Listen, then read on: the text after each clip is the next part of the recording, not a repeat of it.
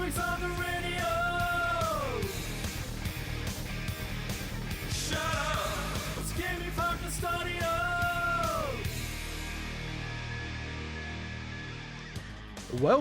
Welcome to the Big Week in Gaming podcast. And what do you know? It's been a big week in gaming. I'm integot for episode 60 for Sunday, the 14th of November 2021. And always I'm joined by Mike. Hello, beautiful people of the internet. And Swinny. Hello, ugly people of the internet. We have balance here. In Hello, this week's show, everyone. we'll be discussing both the Steam Deck and Playdate handhelds getting delayed. We review the biggest game of the week, Forza Horizon 5, and a look back at the first year of PlayStation 5 and Xbox Series consoles. As always, if you want to help out the show, help it grow, go to our website, bigwigpod.com. That's bigwigpod.com, and you can follow us on any social platform that you prefer. We're very inclusive here, aren't we, boys? We are. Unless Alright. it's about Odyssey being a bad Assassin's Creed game. That's true. Get off our channel.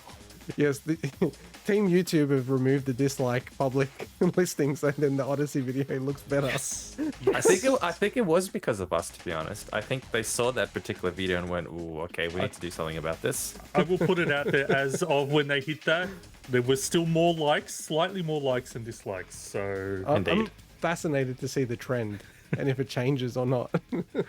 Very decisive. So, you know, when you normally hype up your Chemco tier list, I've seen that's removed from the run sheet. well, because I thought you may bring it up, and then I didn't have to be the one to do it. Yes, and I'll have another game that I'll mention briefly this week to add to that tier list. So Because we're so hyped about it, we're hyping this thing up so much. I'm going to go over the top with production values. We should change the whole podcast layout to be Chemco stuff. what And then I have was, B-roll for every single game. Every single game has B-roll. wow, that would be crazy. Let's do it. What I hope is that we can like have that on hand when each month that I add a new game to it. It's like, this what did we play this week? This another Chemco game. Let's bring it up. Let's shuffle it around, add it in. Or maybe we just re-record the video each time. All right, Yes. I've got a kind of correction. Not really a correction. I triple-checked this. So we were talking about 8-Bit Christmas, and you did refer to the game that they were showing on 8-Bit Christmas as not an NES game, but you did say it was when they were doing the fly kick. You said something, the fly kicking the TV, and it wasn't an NES game, right? I said it was like a fighting game that looked Yes. beyond the technical I capabilities. remember that. Yeah. So that is true, but I kind of interpreted what you were saying as like they weren't showing any NES games in it, but they did show Rampage, the NES. Oh yeah, they version. showed. Yeah. I remembered Rampage. I didn't remember any others, but that's the one that just stood out because I'm like, there is no fighting game on the NES Yep. with sprites that big. Yeah, and that TV is not a 80s TV either.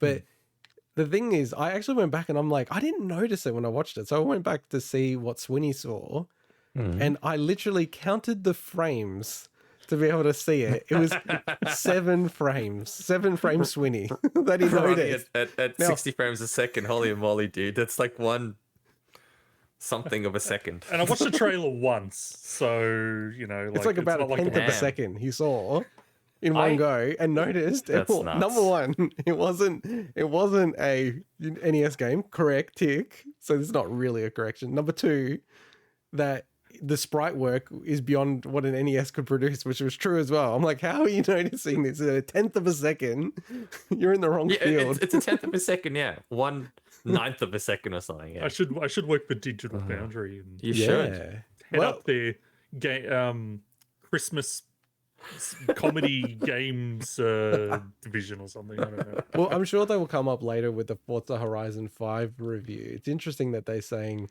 that game should run at 30, and that's the optimal setting. Let's park that. Let's talk about it later. Let's whatever. I think the followers of the show probably know where we stand on that. One thing we should couch the entire show with is that we're recording this prior to Xbox 20th anniversary live stream, which will go out, I think, 1 or 2 hours before we publish the podcast episode and the YouTube clips. So pretty much they're going to announce the biggest news. It's going to make the whole podcast ridiculously irrelevant. We're not live streaming that. because Swinny is the biggest Xbox fan. He doesn't want to watch it. I wouldn't. If you watch it, I'll Swinny watch did it. it, I'd do it, but he's Yeah, not going to same. do it. He's weak. If I'll do it it if was you do it. if it was a 1 hour thing, then I'd be like, but they've said like 3 hours or something. 3 hours. Yeah, No, but that's that's what still before somebody work, said isn't to it? me. I don't know. Maybe it's not. Maybe Can you I fact check that, Mike? Uh, I know you got a loud yeah. keyboard. Don't do it. Wait, yeah, isn't Swinny the fact checker around here? I'm So- the one that makes up facts. He's the one that actually We'll just fact checks couch the whole show fact. because there could be massive announcements. We don't know. We'll find out tomorrow. Yeah, and look, if you change your mind, Swinny, let us know. I think if it is 3 hours, it's still 5 to 8 in the morning, so you So can still make it to work on time. I don't know. I heard someone say 3 hours. Man, the Xbox Australia NZ Twitter account hasn't posted anything since November the 12th. That's slack. Really? That's slack. Man. November the They're 12th, like 2 posting days. every day. Bastards. They must have someone Friday. must have You have a quit their weekend? social media team and they're like, we're in a hiring freeze. We can't hire What anyone on working on else." the weekends? Well, Portugal just put a new law in place where your boss is not allowed to chase you up after work. Germany's had that in a lot of states. So yeah, in same as Germany. France. So maybe Xbox has to follow suit, or maybe their social media person's based in Portugal. I think the difference there is that is their job. It's not like everything know. closes in Portugal on the weekend. So, hey, before we head into what we've been playing, I did notice that we had a question of the week last week. I thought it was quite amusing. It amused me. I did on one of my favorite podcasts, Sacred Symbols. There was an awesome question the audience asked, and I want to ask you guys to get your opinion. In games, is poison green or purple?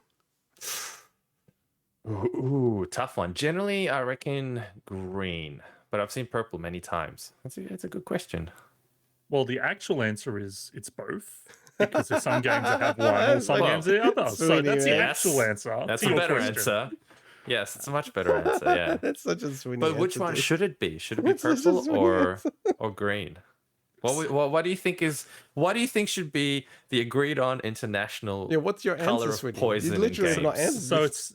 it's funny that you say the international is because often a lot of like Western games or RPGs and stuff will associate it with green, and a lot of Ooh. Japanese will associate it with purple. Oh, I as the generally- RPG man, the master, you are very familiar with this. So That's some I deep generally think knowledge. of poison as purple, and I think part of that is probably because like poison nightshade is like purple. Like I think like poisonous plants.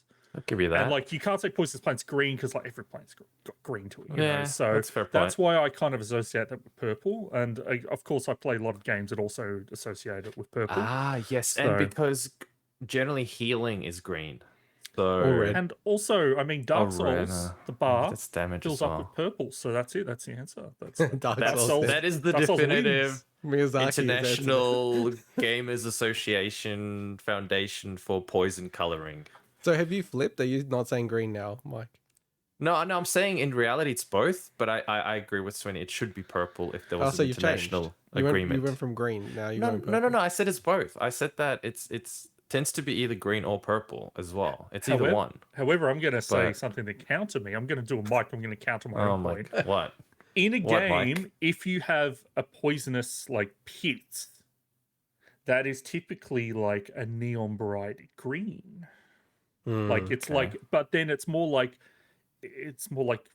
toxic waste. That's Like your turtle slime and stuff, you know, your mutagen and stuff. So it's like it's different. I think in different circumstances, green makes sense, and then other circumstances, purple makes sense. I say Very I deep, think of it very deep. definitely as purple, Purple. and I always think green is like acid or toxic. That so that's what I'm saying. That's getting more in the toxic waste realms. Yeah, but that's the part I don't get in games where they include both. Like Dark What, in the Souls same does it. in the same game? Poison. Is Yeah, in both the same colours. game, you can either get poison or you can get toxic, and it's two different That's things. Pretty And much it's like, just what's the Dark point? Souls. Just It's keep pretty one much of them. just Dark Souls that does it. All right, it's pretty much just so and, it's toxic is just a stronger poison. So. I like. yeah, so it's the definitive game that we use as a measure for all poison coloring.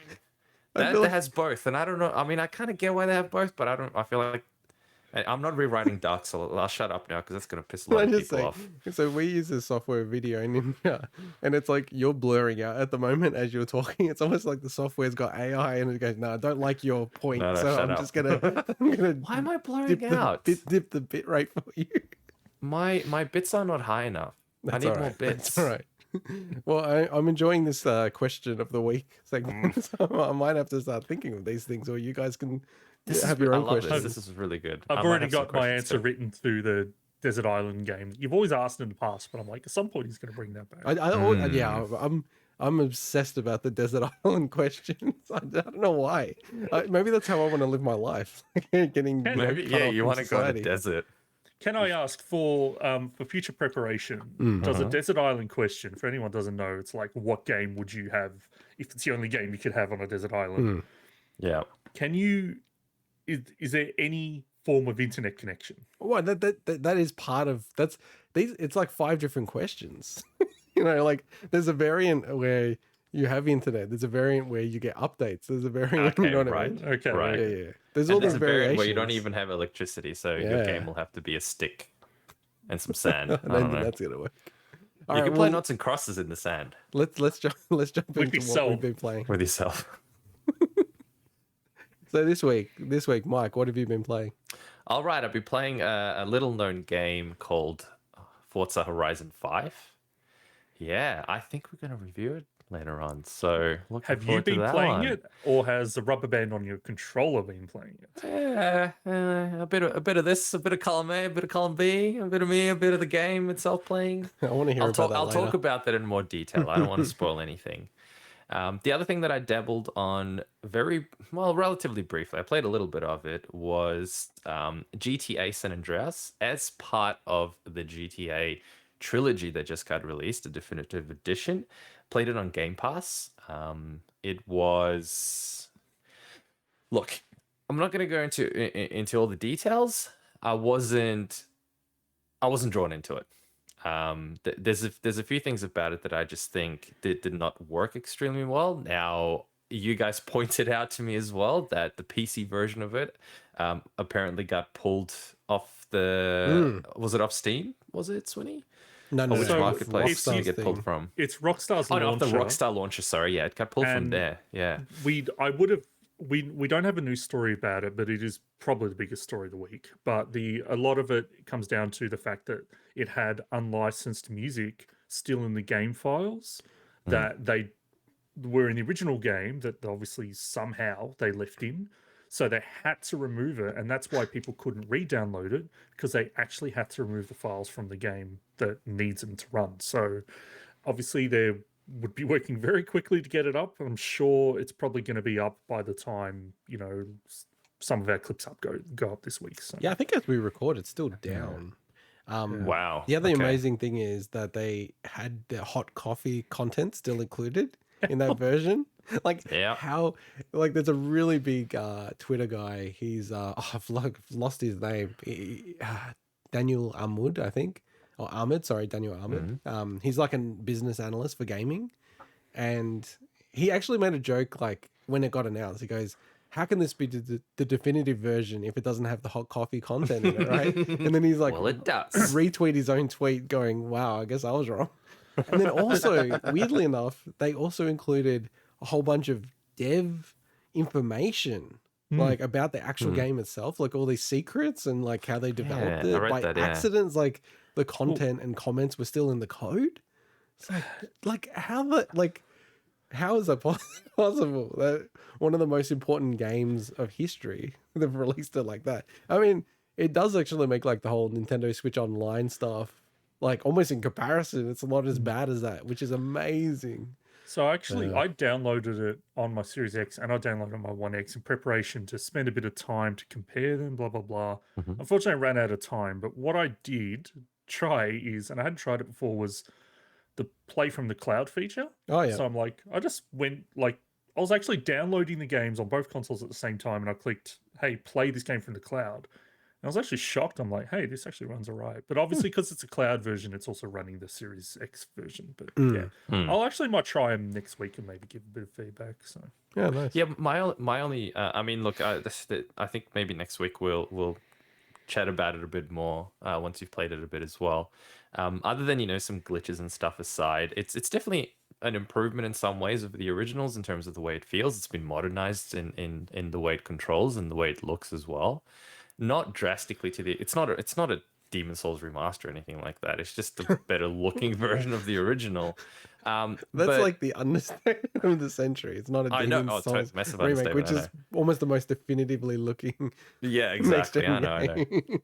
But it's look, I think it's one of those things where they're pandering to the nostalgia, and I think they just wanted to get something out the door, in my opinion, relatively quick. It doesn't even feel that optimized, to the extent that it's what, a 20-year-old game now, something. How no, sorry, how when did the original come out? No, it was like 2000, 2001. Yeah, so it is a 20-year-old game, and on an Xbox One X, so not a Series X, but on Xbox One X, which is a pretty bloody powerful console still, really, it runs at what feels like 30 frames, and I was kind of surprised by that. I don't think the game doesn't look graphically that intense, even with its reflections and whatnot. It's not really an intense looking game, yet it runs badly. It's weird. I've heard the Switch version is the one that really, really suffers. That really. Yeah. How can that make sense? It's weird. It's likely because it's Unreal Engine 4 that it's running on. That the Switch is just probably going to have issues with anyway. But it's still like the idea, the concept. The engine shouldn't matter. The concept of this is, as you said, like a 20-year-old game. I'm talking San Andreas here. Actually, apparently GTA 3 is the one that apparently runs the worst on the Switch. Yeah, from what right, I've heard. And that's, you know, older than that. But it's like the concept is people. This is remastered. People are expecting these games to run decently, and you know, I've heard the Switch one drops down below 20 at times. Can't imagine. Yeah, like So it but feels this like- this sorry, is the yeah. challenge where they've taken an old engine and then they've built a skin around it to run in Unreal Engine 4. Yeah, it's almost like it's emulated in our Yeah, our yeah, repo or something, like yeah. it's almost like a partial emulated, right? And it's so sub-optimized. It's just strange. I know what you're saying in terms of they want to rush it out, but really, like, just think it does the brand damage when GTA 5 is just still dominating, and like Totally GTA does the Online brand is just damage, yeah. insane. Like, why put it out if it's trash? It just, I don't understand it. I've gone from like, you know what, I'll probably eventually buy this to I'm not gonna buy this ever. Nah. Like, forget After about it. playing it, look on Switch. Maybe if they patch it up and No, improve there's never performance gonna- no, drastically, dude, but that's not going to happen. Probably, yeah, They're not exactly. gonna release it like that. So Like the bar is set so low. yeah. So I'm curious now what the highly downvoted GTA 5 on the current gen consoles is going to be like. Hopefully that's not going to fail people like this has. Wow, the timing of YouTube removing the downvotes, Rockstar Now must be really it's happy perfect with time that. for that. Well, that's the main reason why they did it, right? Not saying that video, but that companies are getting slack, so it's kind of almost encouraging them not to upload to YouTube. Right. So look, other than that, just real quickly, I've been playing a bit more of both Resident Evil Village and Resident Evil 1 Remake on Switch. Resident Event sounds pretty cool though. Resident Event. Both awesome games in their own right. The only problem is I've been really time poor this week, which means in Resident Evil Village, I kind of make it to the next typewriter to save my progress, and that's about it. That's where I take the break.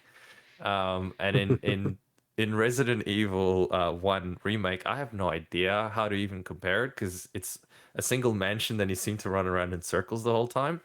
But on the Switch OLED, oh man, it is so nice. It's so cool to play that game on that platform, especially with the OLED because it's so dark. So the contrast is really cool. So both games fantastic, but I think it's going to take me the rest of the year to finish them at this rate. And I love them both, man. They're freaking awesome games in their own right.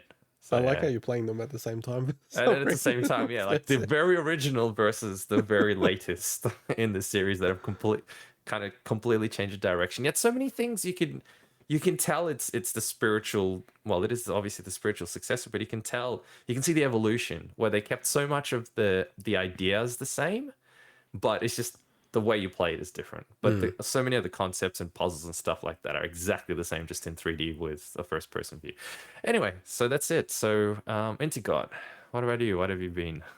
Yeah, so I've also been playing Forza Horizon 5, so we'll cover that in our review later. I got the Nintendo Game & Watch Zelda edition. Nice, nice, nice. I got one question. Yes. Does it have an alarm? No, it still Probably doesn't not, have an alarm. That's a feature you expect in revision 6 or 7. Exactly. Maybe when the Metroid one comes out on the 40th Yeah. anniversary of Metroid. The 40th anniversary of Metroid Dread is when you'll get it. God, I'll be dead by then. I have to say though, it's pretty awesome though. Like I actually like it much more than the Mario one. So the Mario one, I wasn't like necessarily the biggest fan. I just really wanted them to have Super Mario 3 on the Mario Game & Watch. It's a shame that they didn't. Whereas this one's amazing because you've got Legend of Zelda, Zelda 2, and then also Link's Awakening. And that's like, I'm not a huge fan of Zelda 2, but like having those two Zelda games like Legend of Zelda and Link's Awakening is just huge. And you actually play them and I'm like, this is like a really cool version of these games actually. And then I was also playing the Game & Watch game Vermin, and I actually wasted a bunch of time playing that. So it like, they're so overpriced, they're so stupid, but you know, being so nostalgic for those games, it's still worth it. I feel like that's one of those instances where you play a full game, like a first-person shooter or something, and there's not a vending machine, there's like a little arcade machine within the game, and then you end up spending 10 hours just playing that mini game within the game. Yeah. Yeah, like Celeste has that, right? Because the original version of Celeste was like a little mini Pico 8 game. Then they embedded that into the full version of That's Celeste sick. as a mini game kind of thing. It's pretty sick when they do that That's stuff. awesome. Other than that, like I've been playing Hyrule Warriors Age of Calamity. I love this game, man. I've actually got a really, you know, when I'm wrong, I'll admit it. That's not really true. You know me. But in this case, I will. In this case, I You'll will. admit it when the thing, you know, you're admitting it to like a faceless entity. You'll admit it. Yeah, not a person. Jesus. No. Oh God, what am I, a bigger person? The frame rates and stuff like that, not an issue. I don't know what's going on. I think the opening, 20 minutes of the game is very rough from a frame rate perspective. It's trying to do a lot. It's like, look at, Forza Horizon 5, right? The start of that game is like full on, but it works and we'll cover that.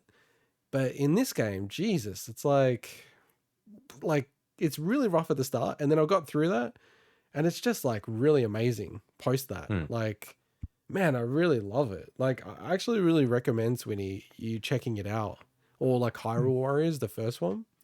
Like I said, I got to walk back to my comments. Like, it does get choppy at times, but it really genuinely isn't impacting me playing it, and I'm hooked on it. I'm so addicted to it, man. I think I'm gonna complete this whole thing. And there's bloody Korok seeds in this version as well, so I'm gonna have to collect all of them. Yeah. So maybe when it's on sale, Swinny, or something, or even if I'm down in Melbourne, I'll bring the cart so you can play it. I think I've got to beat Breath of the Wild before I play any form of pseudo sequel to it.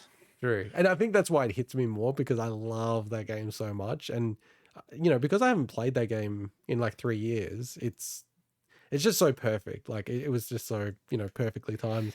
And then other than that, you guys have probably seen the run sheet, but it's a bit of the elephant in the room. I mean, like, we're not going to cover this in a story or anything, but, Elden Ring, there's all these reactions, people playing it. It feels like every YouTuber I follow has got a code and they've been playing the network test. The worst part is that, like, I already watch a lot of Dark Souls channels, like a lot of them. And so they all at the same time switched. Bang. Here's my 28-minute allowed version, like footage they could capture with the detailed breakdowns. You got, Lance McDonald out there, I love that guy, doing a PS4 version, so we can see what it looks like a base PS4. And I'm like, I gotta watch some of these. So obviously I've watched some of them. Oh no! Yeah, well, of course I was gonna. Anything spoilery? I'm kidding myself. Of course it's spoilery. The whole thing's spoilery. Man, it is spoilery, but also at the same time, it's like, I know that this game is like, the scale of this game is just like nothing compared to Soul, as in like the previous games are nothing compared to this. So I'm like, well, I know that there's so many more bosses and stuff, and also it's like things are just different this time. where I'm like, you know what, if I watch a bit of it, I don't feel it's gonna mess with me too much. So. I think you're right. And I read, I mean, I actually didn't watch anything because I didn't want anything spoiled, but I did read a couple of articles about it. And one of the articles mentioned how more open your ability to chop and change and take up certain situations is. So even if you watch something that someone's doing, you might approach it completely differently. So it doesn't necessarily spoil anything per se. So they talked about that. And the other thing they talked about is that coming across things and having certain experiences, you can compare it with your friends and they will have a different experience about that same thing. It's not like actual Dark Souls. Apparently with this, it's quite a bit, there's more room for different tactics and different things that you can do. It's more open in that sense, which I think would make it interesting. And it'll be, I can't wait to chat to you guys about it and see how you approach particular bosses and situations and stuff. I think I don't know. You're the master of the designs and layouts, Mike. But you know, I kind of look at it and think, you know, do we want to have a hype meter for Elden Ring at the bottom of our podcast layout? It's already 100%. So what's It is the 100%, yeah. I'm like so I've hyped, ordered man. 3 copies of it. So wait, 3 copies. I'm of like it. super hyped, dude. Like, oh So, yeah. man, it's Can't get more hype than that. Yeah, it's. I've been ignoring all of it, similar to you, Mike. I don't want anything ruined or spoiled. Nope. And you got to realize that for you guys, this is like nothing. For me, this is like the first time, you know, I've been activated as a Souls fan. Yeah. We're used to this. We're all people who are either activated or waiting to be activated, right? And yeah, so for me, it's super exciting because I get to play a game that I know nothing about, and the community in general knows nothing about, right? So like discovery at the start is, I think that'll be really, really cool. So yes, super hyped about it. Bit of an elephant in the room. We're sort of not covering it, even though Swinny's bloody watching every freaking update. So we could cover it, but we're not going to. fine. I think it's the kind of game I think you don't really talk that much about until it comes out. You know, it's like now like we didn't know anything about it before. Then they finally did that gameplay trailer, so now it's like now we're silent until it comes out. And over to you, Swinny. What have you been playing this week?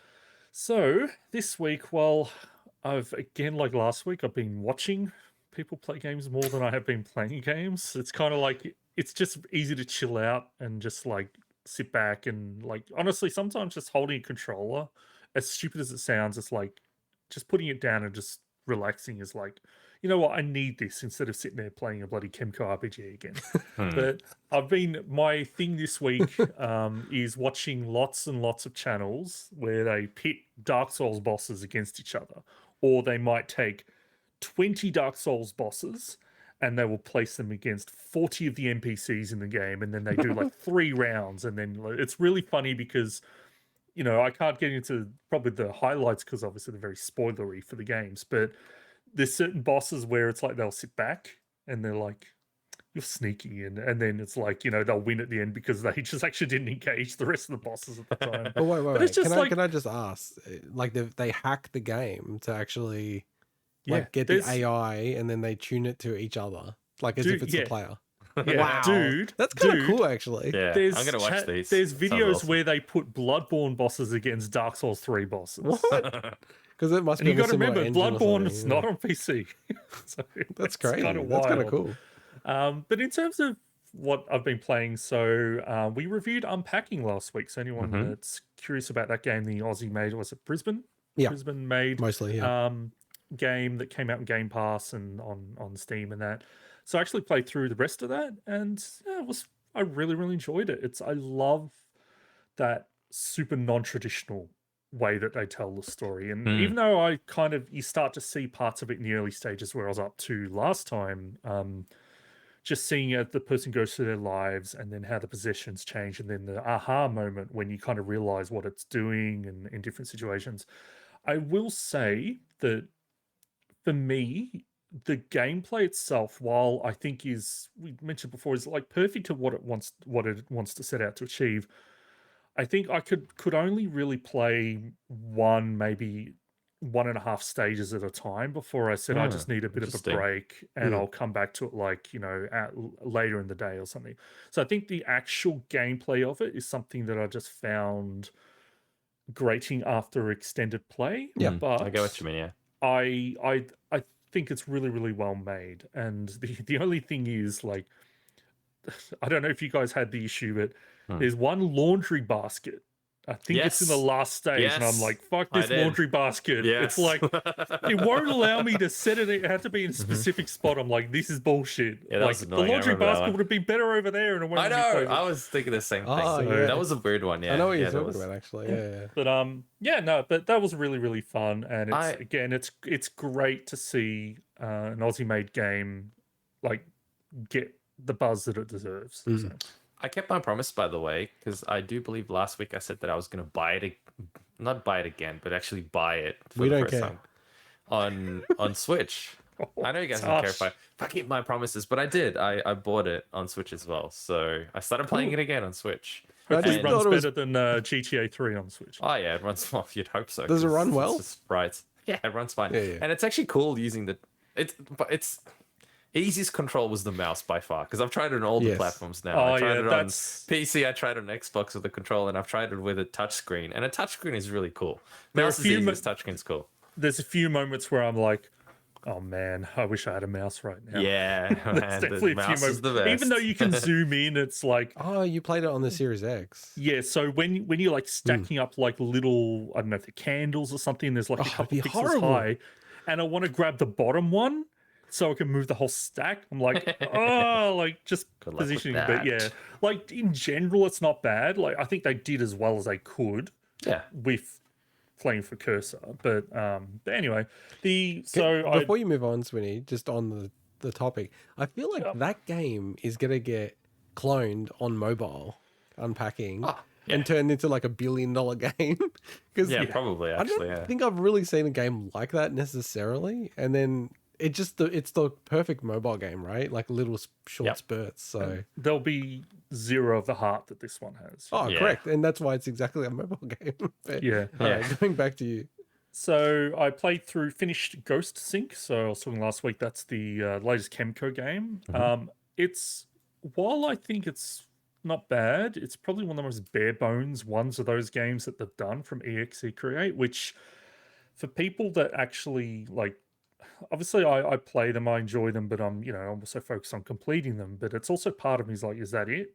So it's a shame when that's a game that came later and it actually feels like it's less of a game. And in case anyone's wondering, because we did cover this last week, so this is the game that's a menage a trois between a boy, Ghost, his dog, and this girl. Well, that's the Paul, girl by the way, loves the dog. The dog loves the boy loves the girl, and it's this weird triangle love thing. Didn't you say 4 entities? Have you played this game, Mike? No, but that's how you explained it to us last week. So when I beat it, I'm like, okay, so how's this story going to play out? Are they going to get together somehow in some weird thing? And making pottery. The boy regains his body, and in the secret final ending, they get married. But what happens in a normal ending? That's not true. That isn't a secret final ending. That is true. Oh, say spoiler alert. Yeah, Jesus thanks for Christ, spoiling it. man. Spoiler alert for a Chemco game. Oh my God. But hang on. That's the secret ending. Did I spoil you? Are you going to play this next week, Integot? You're the bloody Chemco influencer. Were you going to play this next week? You. Were you going to play this next week? Oh, but maybe some of our fans will. Yeah, I know. And they listened in, and now you're ruining their entire bloody Chemco collection. Awesome. It's great. So hang on, that was the secret ending. What happens in a normal ending? Does he stay as a ghost? Spoil all of it. That's right. I'm not going to get into the rest of it because I don't even remember, honestly. It's like one of those games where, even though I beat it like this morning, I just don't remember. But look, the last thing I wanted to mention, I have also played Forza. Obviously, we'll get to that. Is they did an update for Assassin's Creed Valhalla this week. And it's the update that as soon as they mentioned what it was, piqued my interest. It was called Tomb of the Fallen or Tombs of the Fallen update, right? I'm like, that sounds really interesting. And it's exactly what I was hoping it was. So basically, it's it's a free content that they added in. That's actually just really. It's interesting how they weave it in, but it's basically puzzle tombs and traps. So it's almost like it's exactly like Tomb Raider and Assassin's Creed Valhalla mixed into one. Like there's no enemies. You're evading traps. You're doing puzzles, physics puzzles and stuff. They're pretty basic. There's not a lot there. There's 3 tombs. They're going to add more, but this is probably my favorite piece of content that they've added to this game and one of the best things in the game. Like if we weren't so busy this week already, I legitimately would have reviewed this. That's how much I love it. This again, like as a huge Tomb Raider fan, it also brings the series back to kind of like its roots as almost like an offshoot of the Prince of Persia series from Ubisoft. I love the Sands of Times games and all those. This is awesome. I love this so much, and I really hope that this. I know they're going to add more, but I really hope this is more of a direction they take the series. So yeah, if anyone's got Valhalla, this update is really cool stuff to get back to. Yeah, just to save the correction, it's Tombs of the Fallen. Well, I said both options. So Plural. feel free to correct both. One of my two things I said. This is like Demons Souls. That's a weird one because people sort of say it wrong and it's accepted. That's how people are meant to say it. I know, but it's just anyway. Before we jump into the news, demons Mike, is souls. Before we jump into the news, one other thing that's happening this week is Game of the Year. So, as hosted by Jeff Keighley at the Game Awards. And I think now accepted by everyone as almost like the Oscars for gaming. Nah, he's won the patch. Smart guy. They are announcing their top 6 nominees for Game of the Year. And we had a bit of fun last year when we went through every single category once they were already announced, going through them all. So this time, I think instead we will just try to predict our top 6 Game of the Year. We're not going to go through all the categories now. See how we do, and then once all the the nominees get predicted, we'll try to predict it the week before the Game of the Year awards. Game of the Year awards, that doesn't sound right, but Game Awards, that's right. Game Awards. So Mike, what are your? And this is not like our top 6 Game of the Year. Yeah, this is what we think the cynical media will pick. So Mike, what are your 6? So as you said, first of all it is. Do you want me to write it in, Swinny, or do you want to write it in? I mean, I'm happy to take notes. Okay, cool. Yeah. So yeah, absolutely. It's not what I personally think once again, and it doesn't include things that are still coming up like Halo Infinite, which could take the crown. I'm just gonna assume this list has to be things because it won't be on that list. It'll be next year. So it'll be things that have already been released. That would be a bad prediction. Be a really shit prediction, but I'm really bad at making predictions anyway. Go ahead. So I'm happy for you to take that prediction. So okay, number 1 on my list is Ratchet and Clank, A Rift Apart. Yeah, let's go through it quick. Yep, number 2 Not is... too quick. I need to take these notes. Oh, okay. Sorry, yep. So that's numero uno. Numero duo is Psychonauts 2. Yep. Cool. Number 3 is Metroid Dread. Yep. No surprises there. Next one I have is Returnal. Yep. And of course, Horizon 5. Yep.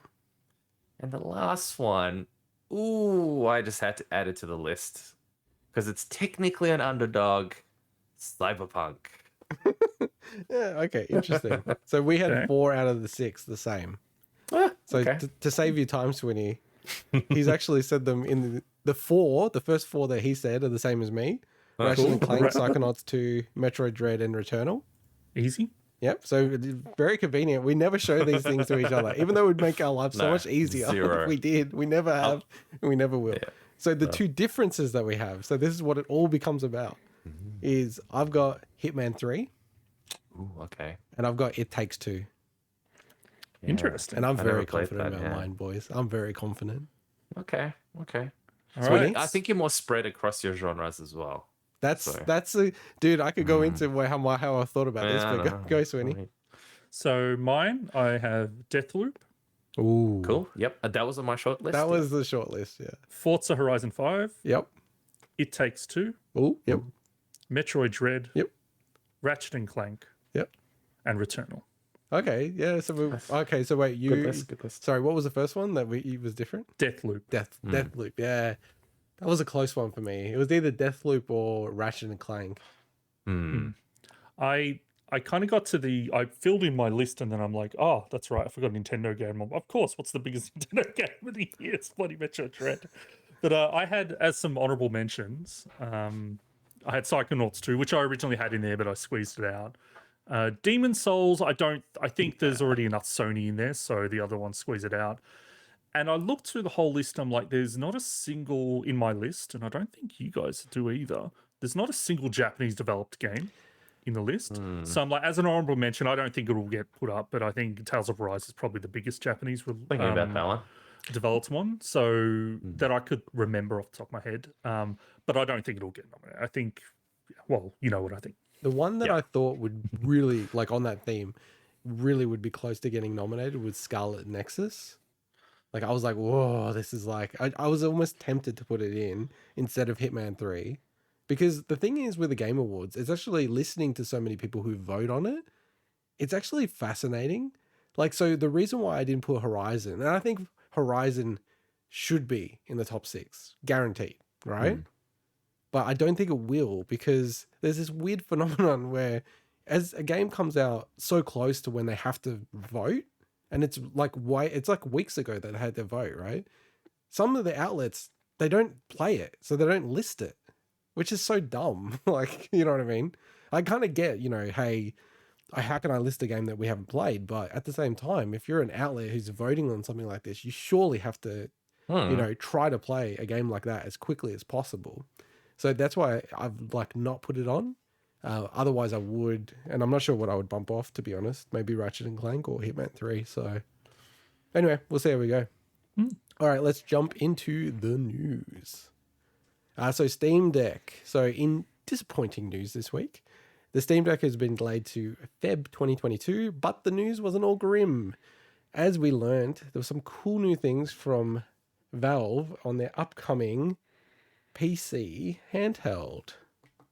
So the delay is due to material shortages of logistical challenges, but some of the cool updates that they had in the Steam Deck development live stream. So these was specifically to developers, but you know, it was all published on YouTube, so anyone could actually listen to it.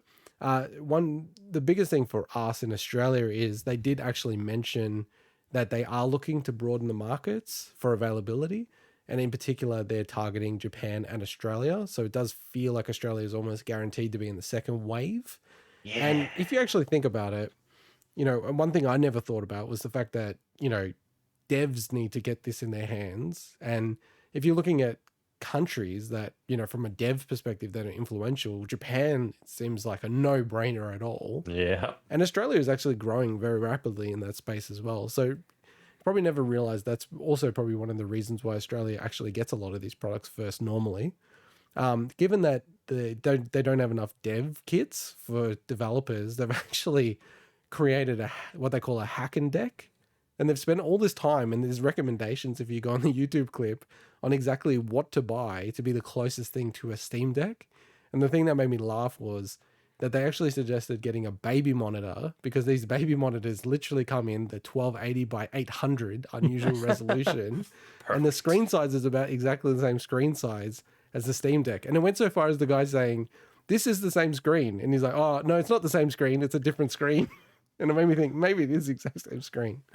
Quick question. I'm very ignorant of game development in general.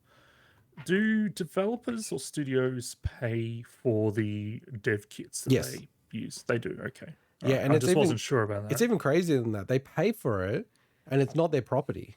Like almost every single dev kit you buy from like Sony, Xbox, etc., it's not your property, and they could always take it back, even though you've paid for it. Now, they normally never do that, and it's not practice to do it. But if they ever see it like sold on eBay, because they do come up from time to time, they aggressively go after those people. That's why they have those provisions that they can always get it back. So yeah, similar to Xbox and what they're doing around delivering to Series S or 1S or things like that. There's now a new option where you can upload lower res textures and files specifically for Steam Deck. Also, they're really trying to make this a first-class device from a remote play perspective. And I wonder, you know, from a PS5, Xbox Series X perspective as well. One other interesting thing was that the Steam Deck, when they did the benchmarking, it was only like a 1.2x ish difference between their best in class SD and the eMMC, which is like a lot closer than I would have thought. And also confirmation that the always on features like the Switch and how they're going to work. And then also in the stream, they had this insanely awesome Portal inspired design Steam Deck that makes me go, I don't even want to buy this until this is available. But they specifically That was said really cool. they will never sell this. Oh, come on. I know. Damn it. I love the look of that thing. I have to There's say, gonna I'm be like so actually many- super excited about the Steam Deck, but Swinny, There's like, going to be. I know Mike is going to buy it, but are you Oh, yeah, going to buy 100%. it? Sorry to interrupt. No, I was just going to say because it's about the aperture thing. There's going to be so many people out there doing custom skins and custom work on this thing. Like you're going to be able to get your aperture science one if you want it. Yeah, for if sure. You really want it. So. Now, we all know that Mike will buy the Steam Deck. There is I'm going to make my own, but okay. zero chance that Mike won't buy the Steam Deck. It's zero chance. We know It's like this. 100% zero chance. He'll have 3 of them by the time. But the year it comes out, whether I'm assuming next year in Australia, he'll have 3 by the end of the year. Yeah, because according to my girlfriend, I have everything in threes, including 3 girlfriends, but don't tell her that. She does watch the stream. I can see her in the comments, but she's like, I know about one of them, but who's the other one? She does, yeah. But yeah, yeah, I want to go little back to my screens, by the way. question. Yeah. Like, I know you're going to buy one. Yes. I think, honestly, if I'm honest with myself, how many handhelds I buy and how much I love handheld gaming, like, I'll probably get one as well, unfortunately. But Shizzle. Swinny, I want to know, are you getting tempted or you're way off it? The thing sounds great, but I just don't, like I mentioned it when we talked about Steam Deck months ago, it just doesn't fit my gaming lifestyle, really. There's no, like, if I want to play something portable, like the Switch, I've got so many games I haven't played on the Switch. So it's like, that's the only place I would play those games. So it's like, almost like, if the world is returning to normal, at least in Australia, it's like, if I have to go on public transport again, it's like, I'm going to use that opportunity to play the Switch games I haven't played. Yes, but let me put this to you. It is a device that's capable of playing Windows games which have achievements. You could play your RPGs handheld. As I said, like that, I enjoy actually using that time when I'm out to play the Switch games that I normally don't play. That's a fair point.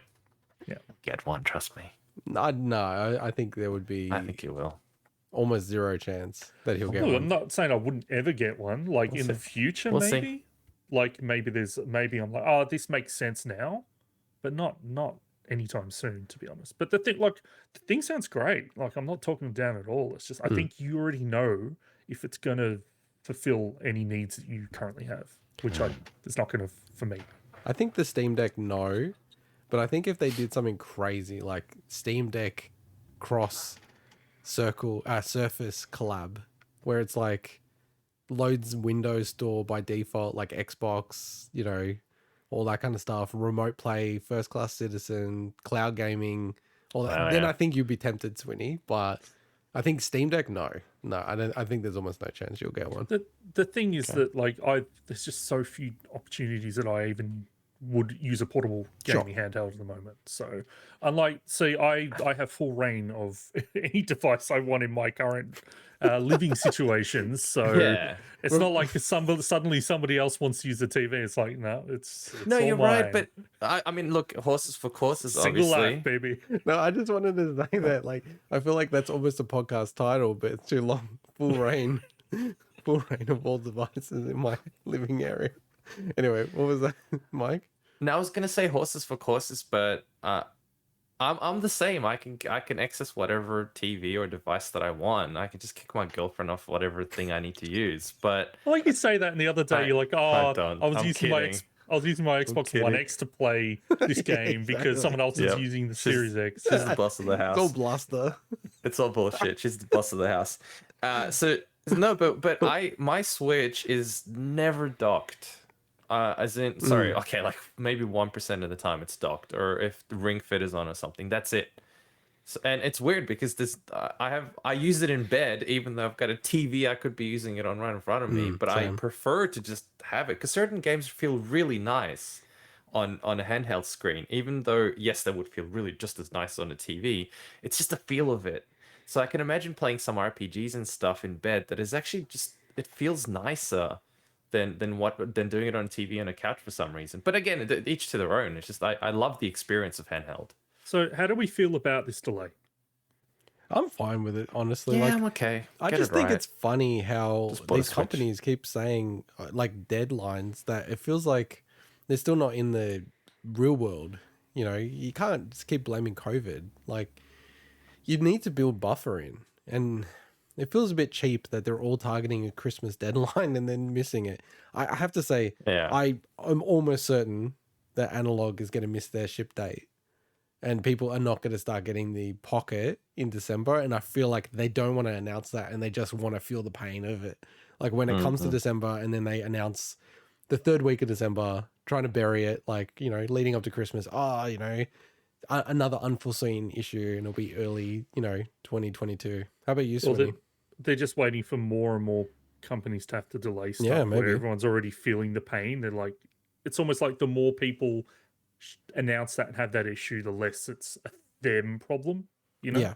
Like everything's been delayed, and everything is supply constrained as well. Like PS5s, you know, we'll cover it at the end of the show when we talk about the first year, but it's just out of stock as it was when it first launched. Like it has Wow. literally been no change. It just trickles out and everyone buys it instantly. So, all right, well, let's move on to the next story on a similar theme. So we just saw the Steam Deck being delayed, and unfortunately, the Play Deck is also delayed. So, You're just full of bad news today. or as I should have read, what Swinny, I think, like eloquently wrote, Valve's not the only one having issues launching their handheld. The Playdate has also seen a delay until early 2022. So the delay is due to a battery fault found in finished units. Panic are shipping 5,000 units back to Malaysia to replace their batteries. To add to their woes due to the quote-unquote global chip shortage, Panic also cannot source their current CPUs for 730 days. Oh. So this is a quote Whoa. from Panic. Maybe you've heard about the global chip shortage everyone's talking about.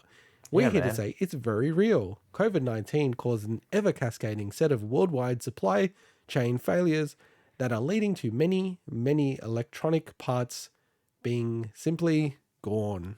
End of quote. Oh. They are I now thought you- revising Playdate's CPU with a different one and more I easily know what available joke he's going to make. I already know what joke he's going to available alternative. Their browser-based game creation tool Pulp, I'm thinking of the Smash character. So Mike wouldn't understand what that is. So there's a guy who competes in Smash called Plop. Anyway, I like how my brain thinks that that's the normal way to say that. Pulp will launch in open beta in January 2022, I believe, Swinny. Hopefully not 2023. What were you going to say, Mike? That I heard there's a global shortage of crinkle cut, but you can still get thins. As soon What? as he's like, "Oh, I thought you meant," I'm like, "I know what he's going to say. Exactly what he's I going to don't say." understand this joke, actually. Global chip Oh, shortage. God. But I don't understand the crinkle cut versus thins. Like, that doesn't make sense. No, because apparently there's just a global shortage of crinkle cut. There's plenty I of kind of thins understand the in the chip market. shortage, but shouldn't you put something else in its place? I don't anyway, whatever. Yeah, the chip. There's a global shortage of crinkle But cut aren't thins chips. chips? Thins are chips. Yeah, no, but thins is in the thin ones. There's plenty of thins available on the market. You just can't get crinkle cut ones. God. Yeah. It is amazing how they're saying it's 730 days before they can get their CPU. It's like, oh, God. That's great. That's what, over 2 years, right? No, I wait. feel Yeah. really bad for these guys because the Playdate obviously has a lot of positive buzz, Yeah. right? I'm not saying it's like an Ouya situation where there's so much doubt and stuff. It's like, okay, there's a lot of positive buzz, but it's like it sucks because it can get eroded away so quickly. But at least they're very open and honest, saying, "Hey, you know, like there was battery drainage issues. Like we essentially we have to ship all these back and fix them." So That's a nightmare, man. Like, yeah. They seem like really cool guys. They've made a lot of money, like, on various things, including Untitled Goose Game. So I don't think they're super stretched for money. I think this would have put other companies to the wall and just like it would have been maybe game over for them, or they would have just released it with the battery issues and sort of just roll the dice. Or That's integrity. That I mean, unless it was such a serious problem that it was literally blowing in people's hands. I think if they did it for normal reasons, it's actually pretty cool of them to do it. It's a huge thing to pull out all the units. There's already a delay on this, and then have the guts to say, sorry guys, we're gonna have to delay it because we're trying to do the right thing.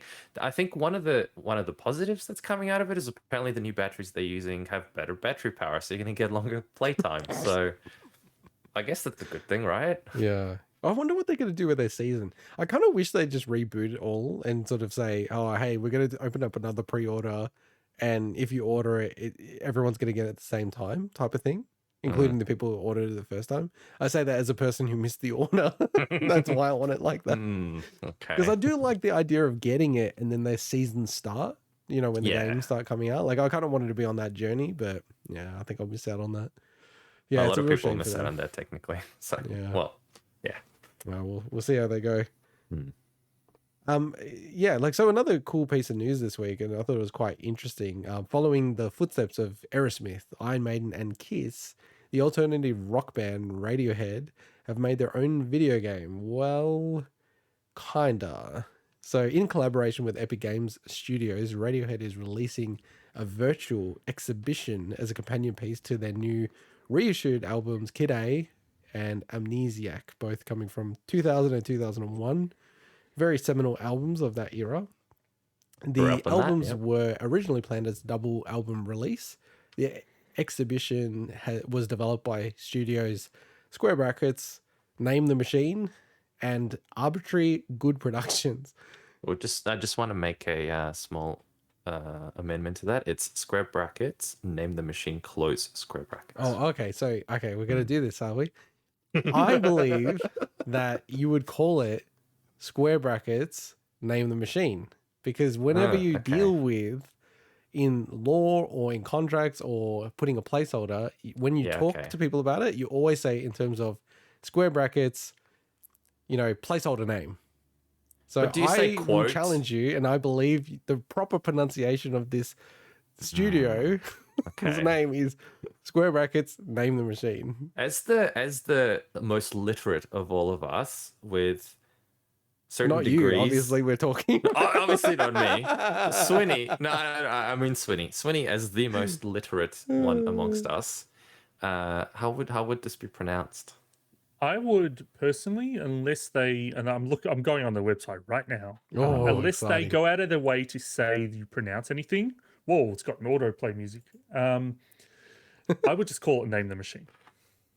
Oh wow. Okay, so we've got three versions. Yeah.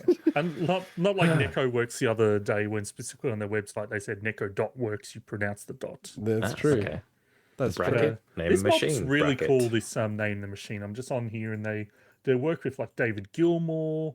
Cool. They've done like awesome. stuff like with Lady Gaga. Like I'm glad we really went cool. onto this tangent. This is really cool actually to find Yeah, out. no, like this thing, we haven't really got into what it is yet, but it looks awesome. Well, I was going to go into it. So it's coming out on PlayStation 5 and Epic Games Store as a free download on November the 18th. So I will be getting it anyway, as I always do on Epic. Described as a favored dream space, an edifice built from the art and creatures, words and recordings of the albums, reassembled and given new mutant life. End quote. It's awesome.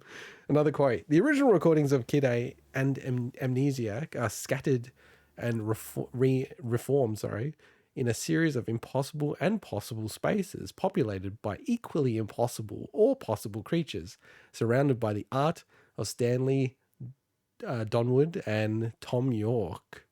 That's actually a bloody tongue twister, that quote. It's that quote, like Radiohead have proven themselves, right? But that is one of the most like artsy fartsy bullshit, bloody pretentious bullshit. But they've proven themselves where it's like, okay, if you've gone out of the way, like your tools and stuff. Yeah. Where it's like, okay, you can kind of get away with it. I think that Radiohead and Tool are extremely wanky and pretentious. Having said that, I love their music to death. So it's kind of like do whatever, dude. Like you I- make amazing stuff. Absolutely, they've got a free ticket for this. But Tool had the really cool album, the one that actually came with Like all their albums, pretty much. Like when you say all the that, albums. go But I on. mean, this particular album was the one that came with the screen, so you could play parts of it. Did you saw that? Yeah, like you open the album up and it's actually got an LCD screen in it. Yeah, I can't remember which one it And was. you This was watch the latest one.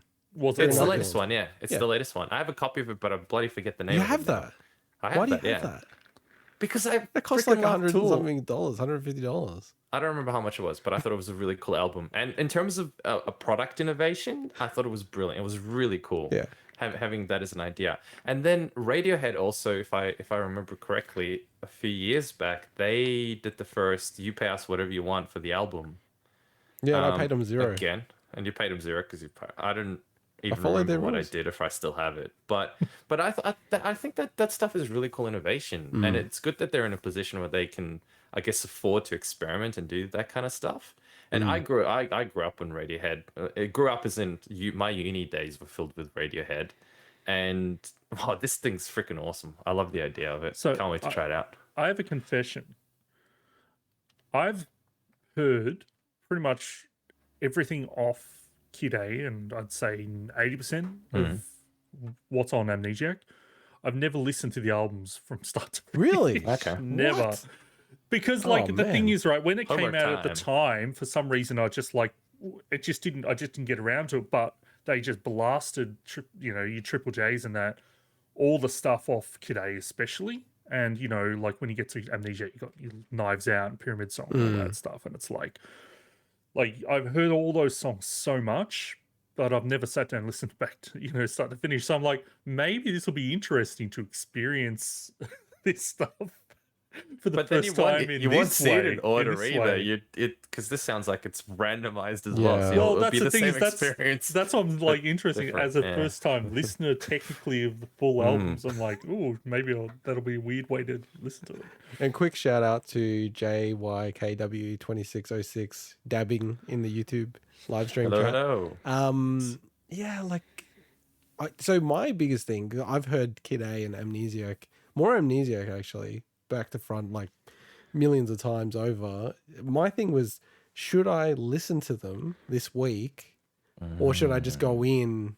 Like, I know these albums back to front, right? But I'm almost like, should I just let the kind of the freshness of it hit me playing this experience versus like listening to the album again and then playing the experience?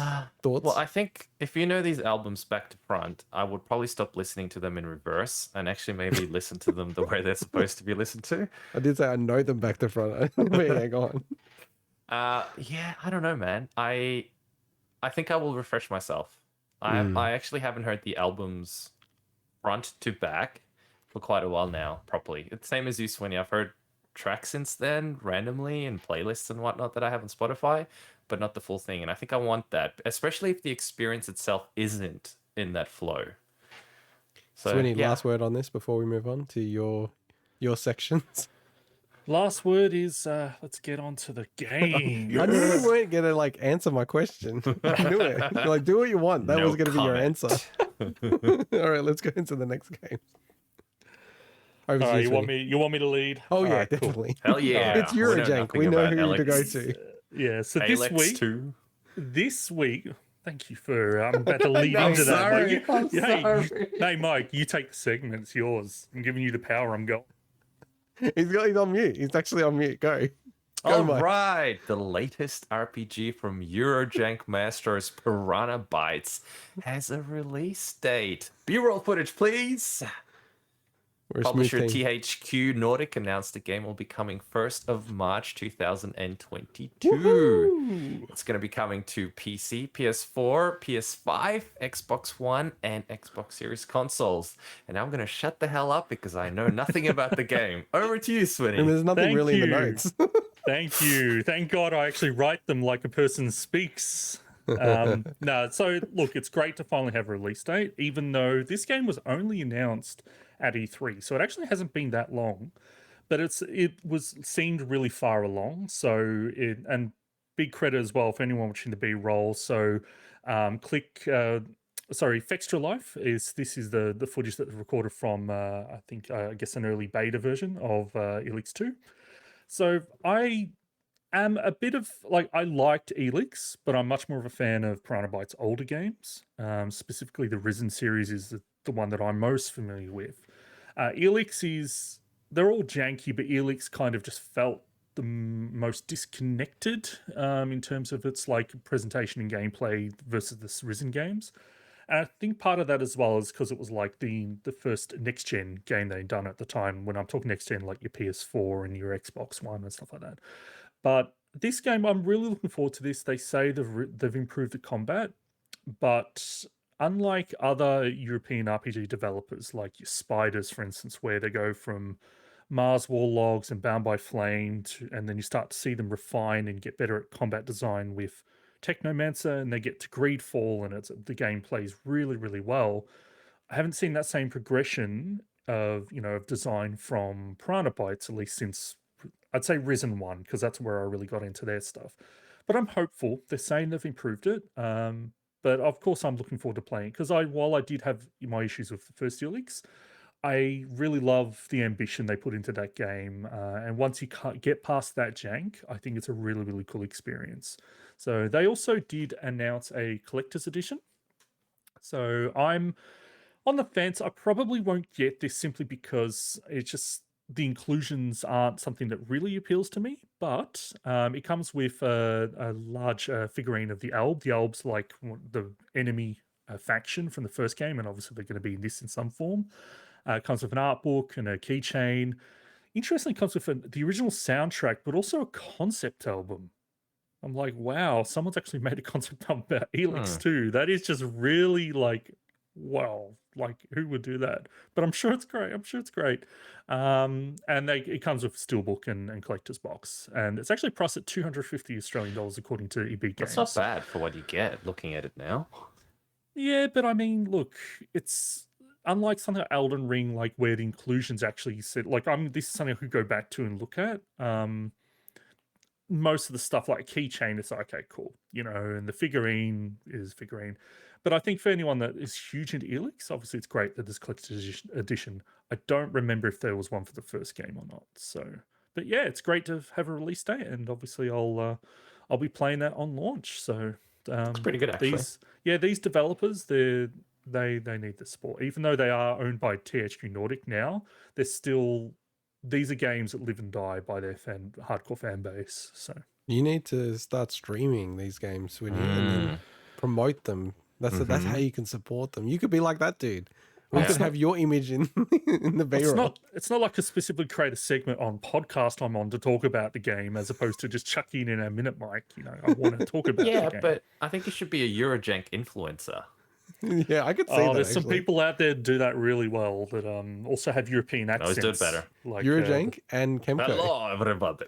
Mike, how about I write the scripts and you're the one that does the videos? Done. I'm in. Cool. Yeah, so that's pretty much it. Cool release date in March. All right, let's keep it on the Eurojank theme then. Technically, yeah, it is Eurojank now, isn't it? So we had an update for Kingdoms of Amalur, the DLC that we've been waiting a long time for. So if anybody doesn't remember, THQ Nordic, back to back about them, but they re-released Kingdoms of Amalur last year, Re-Reckoning, one of the most stupid names, but also kind of memorable.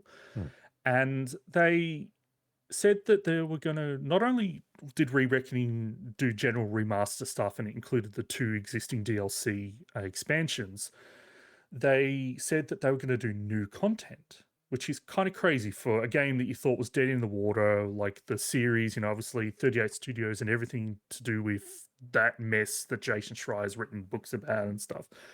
But to have new content for a game that has a huge cult fan base, and it is a very good game. It's not it's not actually a very janky game at all. But they hadn't said anything. It's been 14 months since the game came out, and they said they were going to have new content, and there was even additions that that included what that new content is, and people haven't obviously had that content. So they've drip fed some information over the months, but finally this week they kind of gave the most concrete update we've had about where it's at the moment, which is basically in a Steam blog post they said that the reason why Fatesworn, which is what the content's called, is taking so long is since they had to basically rebuild the content creation pipeline from scratch, whereas they were taking existing assets that 38 Studios and Big Huge Games kind of, worked on. They were creating stuff from scratch here, so they actually apparently had to rebuild it all. But they're in the final stages of development now, and they think that they're actually going to be able to wrap up in a few weeks. Whether or not that means that we'll actually see the DLC release by the end of the year, you'd hope so if they're saying a few weeks. But I know obviously there's certification, there's QA, that they could be talking about pre-QA and stuff like that and full testing. So I'm really looking forward to playing more Amalur. I'm a huge fan of the original. I mean, I even bloody played through the Japanese version as well.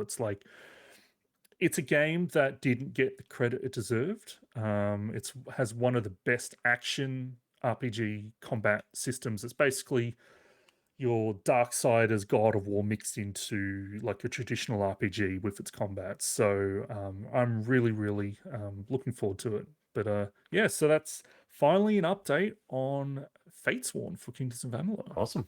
Is it available on Switch? Kingdoms of Amalur is available on Switch. Awesome. Cool. Yes. I have to say, Eurojank is such an offensive name for I'm for so a genre. offended. The It's thing's like European AA almost, right? I mean, Kings of Amalur was, as you know, was developed by an American studio originally, but True. the studio that's working on this, I'm assuming, like THQ Nordic is obviously European. I'm assuming the studio, I think it's Keiko, I assume they are, but I'm not sure where they're located. So it's ex-Yankee eurojank. Ooh. ex-Yankee eurojank. Yeah. I've already got a question for next week to open the show to ask you guys on a similar theme to this. Let's hope I remember it. I probably won't. All right. Well, that rounds out the news. But as we do every week to round out the news properly, we have one of our favorite segments. I noticed that Mike is limbering up, drinking some water, getting ready. So what we do is there's a whole host of stories, mostly that Swinny and I are super interested in. And Mike nods his head and sort of goes, yeah, I'm interested in that. Oh, okay, interesting. Where we really don't have anything to add to these stories, but we do want to raise it. We want to be completionist here on the Big Week in Gaming podcast. And we give Mike 1 minute. He has to go through all the stories. I start the timer when he starts talking. But before we start, I always, get the Judge Swinny, to check. Is this 180 words at most, excluding symbols? It is 180 words on the dot, excluding symbols. It's amazing how you do that. I know. I count it by hand. It's like it's becoming like a meme now that you're purposely trying to go 180, which is far above the normal speech pattern. And we do find that Mike will add extra words for no reason and pause. Because he's an idiot. But I'll now hand over to Mike. He can start whenever he wants, and then I'll start the timer, and we'll see if he can make it. And Swinny judges if he gets it right or fails. And if he fails, he has to streak at PAX Australia next year. All right. GTA Definitive Edition Trilogy has been pulled from sale on PC due to unlicensed music in the game's files. Multiple Metal Gear Solid titles have been temporarily delisted due to archival footage licensing. Image and Form have announced SteamWorld Headhunters, a third-person co-op action title. The latest game, The Gunk, is releasing December 16th. Bethesda have confirmed that Fallout 5 is next in line after Starfield and Elder Scrolls 6, whenever the hell that's going to happen. New Mass Effect 4 artwork for N7 Day has teased the return of the Geth. Ooh, Elden Ring network tests have been scalped on eBay. Indie puzzler Baba Is You is receiving a level editor update. While Back 4 Blood is getting an updated single-player campaign with progression next month, thank God. Unity has purchased Weta Digital, the technology arm of SFX studio Weta Workshop. Twitch has released an app for the Nintendo Switch. Niantic have begun licensing their augmented reality tech. A $10,000 Gucci-branded Xbox Series X has been revealed. And finally, acclaimed Borderlands 2 DLC Assault and Dragon's Keep has seen a standalone release ahead of Tiny Tina's Wonderland. Oh, just coasted it in. Ooh, that was. Yeah, You're that's just good. like, I'm comfortably saying this at a nice speed now. That was a good speed, that one, yeah. Swinny. Yeah, But I am mean, I have we got enough, have we got legible? enough Can words? people understand what I'm saying? Are we? Well, he's been comfortable getting we this up the 180 words? for Up like the 4 words, weeks. baby. Up the words. All right, what are we saying? 10% 190? increase. 10% increase. Do you think? 10%. We're going. Let's just round it 10%, to it's like 200. 200. Let's Are you just round it to serious? 200. words. Can you do 200 words? 200 words. 200 words. 200 words. Do you guys really want to see my bloody man tits? No, I want to see him. Why would they be bloody? Anyway, Well, they wouldn't. Can I just say already, you're doing 180 words, so you're saying 3 words per second. Like, when you think of it like that, it's kind of insane. I will say I think that was the most consistently pronounced. You know, I think you actually that's probably your best. Why, we thanks. Thank you. I do actually have issues pronouncing words, as people can attest to. And listening to me, I mixed accents. I learned English from watching Rugrats and shit when I was 11. Is that why you said So- Tommy all the time? Probably. So yeah, pardon my pronunciation. Get. I Right. don't know why I found that so funny. I think we have a racing game to review. I do indeed. Oh, that's awesome. I have to say, that was the first time I really learned something. So Steam World Headhunters, I didn't know about that. I'm actually going to check that out because I love that Same. company. All right, let's move huge fan. into special segments. This week, all the Bigwig crew finally got their hands on Forza Horizon 5, with some of us playing on Xbox Series X, others on PC. Who needs Digital Foundry when you've got our expert analysis? And I didn't just put that in our description for the SEO. Not at all. And you're just slagging off the people that we love as well. I love it. So, Mike, you checked this out last week. I did indeed, Swinny, yes. how many hours have you put into this? Look, not a lot. Probably about maybe 5 hours. And- So definitely not as much as Mike. And for me, pretty much all I did was, as I was driving around the map, I noticed it popping up saying Swinny in terms of like how many roads or something you've discovered. I'm like, whoa, I have to beat him. So I just kept driving and discovering areas until I got in front of you, and then I turned it off. So the I funny didn't part- participate in anything. The funny part is I always kept going off road. I'm like, God damn, it's not marking off my road. Like, because I would have had a lot more roads if I was going off road all the time. Oh, like off road and Yeah, not even yeah. on unmarked roads or Because I'm something. like, why would I part of the drive on that game. part of road and just go straight across? So, Mike, yeah, like, so where are you up to in the game? Okay, so I finished it, and when I Whoa, say okay. finished it, I mean I got into the Hall of Fame. You've kind of finished the game, but I haven't finished all the stuff that you can possibly do. So I think I've collected about 300 and something, 320, 330 of the 500 something cars. I've got all the roads. I think I've got 90+% of the signs that you can hit. I've done a whole bunch of stuff. So pretty far into it, if you could call it that. But to me, I'm not rushing to finish everything, if that makes sense. To me, Doesn't this is sound the like kind it. of It's game only, that like, been out for a few days. But... it's only been out for a few days. Look, I have a friend who's done everything a number of days ago. Wow. So he got it at the same time that I did. And if you guys were listening last week, if you got the upgrade for it, or you had purchased, because I got just the upgrade to the premium edition, which gives you the Game Pass. And I figured, you know what, I'm going to play this game quite a bit, so I don't mind paying for it. Wait, What are you laughing at, for our Swinny? audio listeners, Yeah. which we have numerous, What's he giggling at? Swinny is laughing his ass off on Why are you video. laughing your I'm, ass off? I'm laughing on because somehow Mike is now like a foot taller than us. On a Oh, video shit, sorry. Okay. I'm just, like, He's erect. laughing. He's excited about Forza Horizon 5. Oh He's my erect. god, Forza! He's getting closer to the camera, and it makes him look huge. Sorry. That's all good. It's all good. So I wanna be taller. yeah. So I got it early. Early as in last Thursday or Friday, if I recall correctly. Which means obviously I had a bunch more days to play it. But this mate of mine, he did every single race, every single jump, every single road, everything completely cleared. He cleared the entire thing 2 or 3 days ago. Wow. Because he just smashed the game. Now I kind of played it maybe 80% and 20% the game played itself, if you guys want to know how.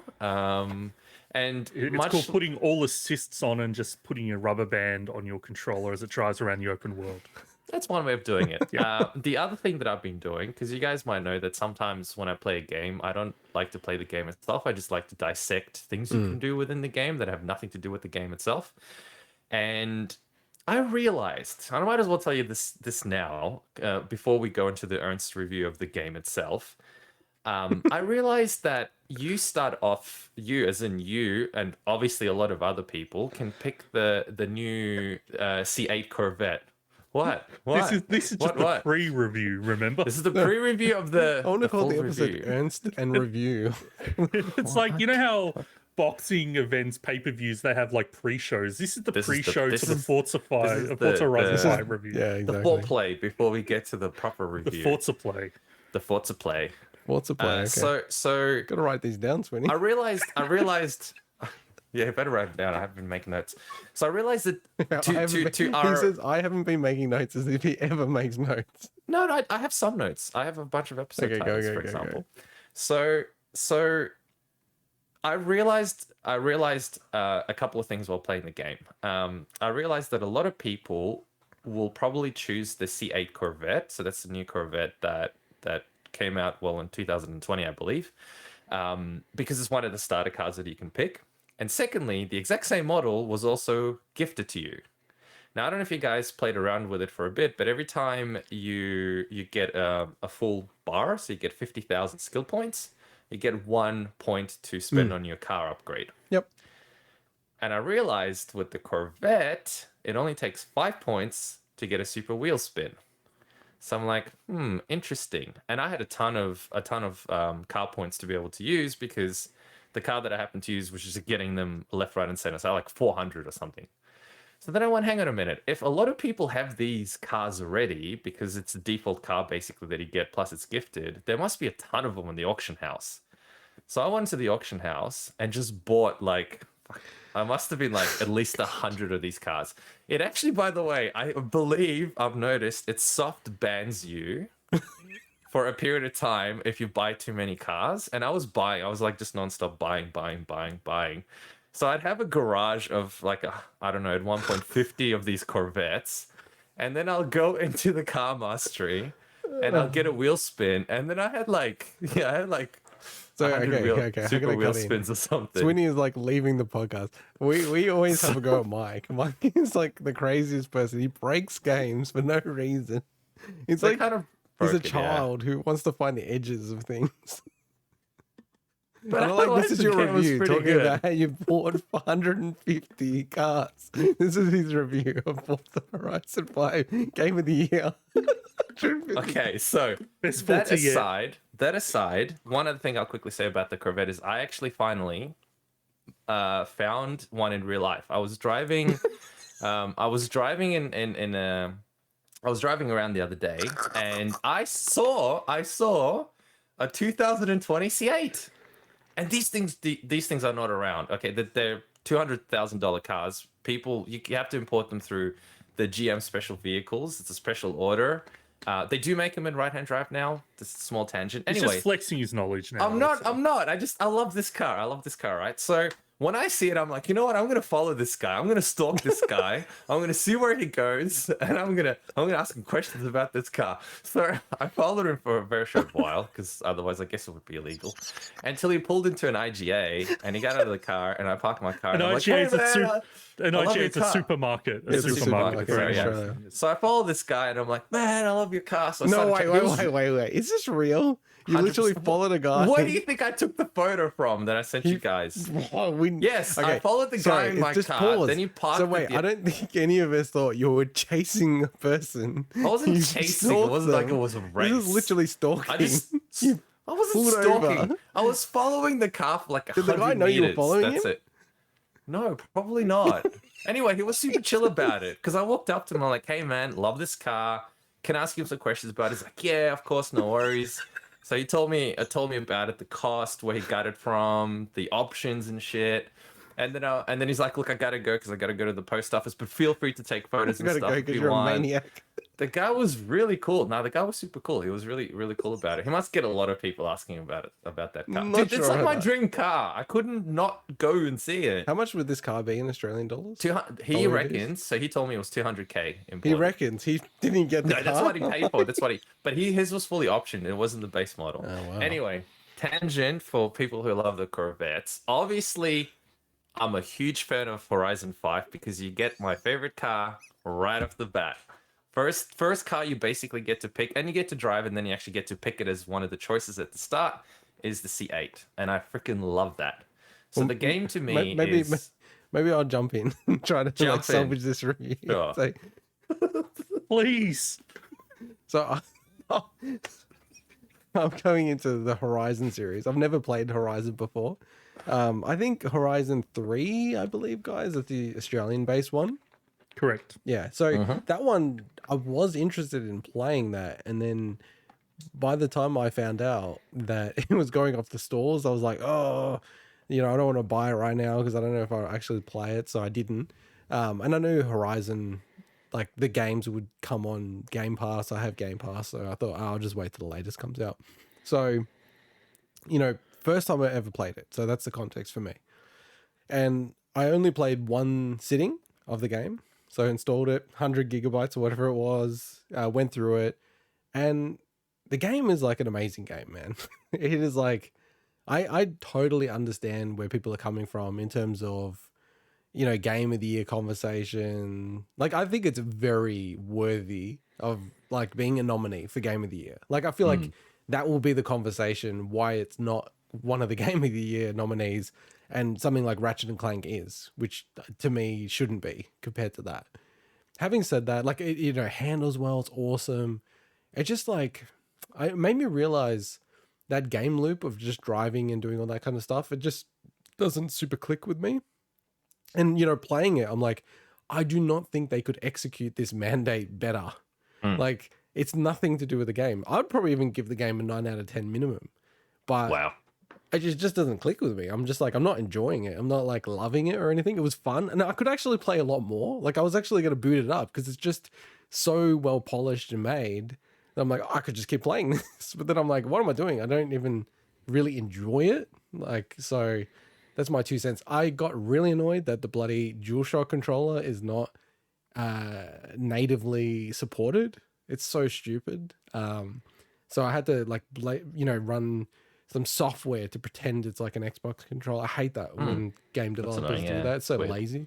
But outside of that, amazing game. And as I said, even playing it so little, I'm like, this is clear, 9, even like a 10 out of 10. I wouldn't say it's too crazy, as a lot of outlets have said. But how about you, Swinny? Yeah, so as I mentioned, like, I'm not super far into the game. I generally probably have played only about maybe 8 to 10 hours of the previous Forza Horizons, or so Forza Horizon 2, 3, and 4, probably around the same amount of time. For whatever reason, I just bounce off a bit. And, I'm not a car enthusiast, but I do love arcade races when I play them. I just don't generally play them much anymore. So I can't compare what's new and what's not outside of, like, I know a lot of the visual graphical systems have implemented and stuff like that. But for me, look, obviously it's a wonderful game. I find that when I play racing games, even though I play them rarely, they're kind of almost like a Zen-like experience where I play other video games and I'm thinking about stuff. I'm thinking about stuff in my life, thinking about work or whatever. When I'm playing a racing game, I just kind of zone out. And Just like when you drive. well, the thing is, like, for whatever reason, it's like, when we're talking video games, there's not many games, maybe puzzle games will do the same kind of thing, like your Tetrises and stuff.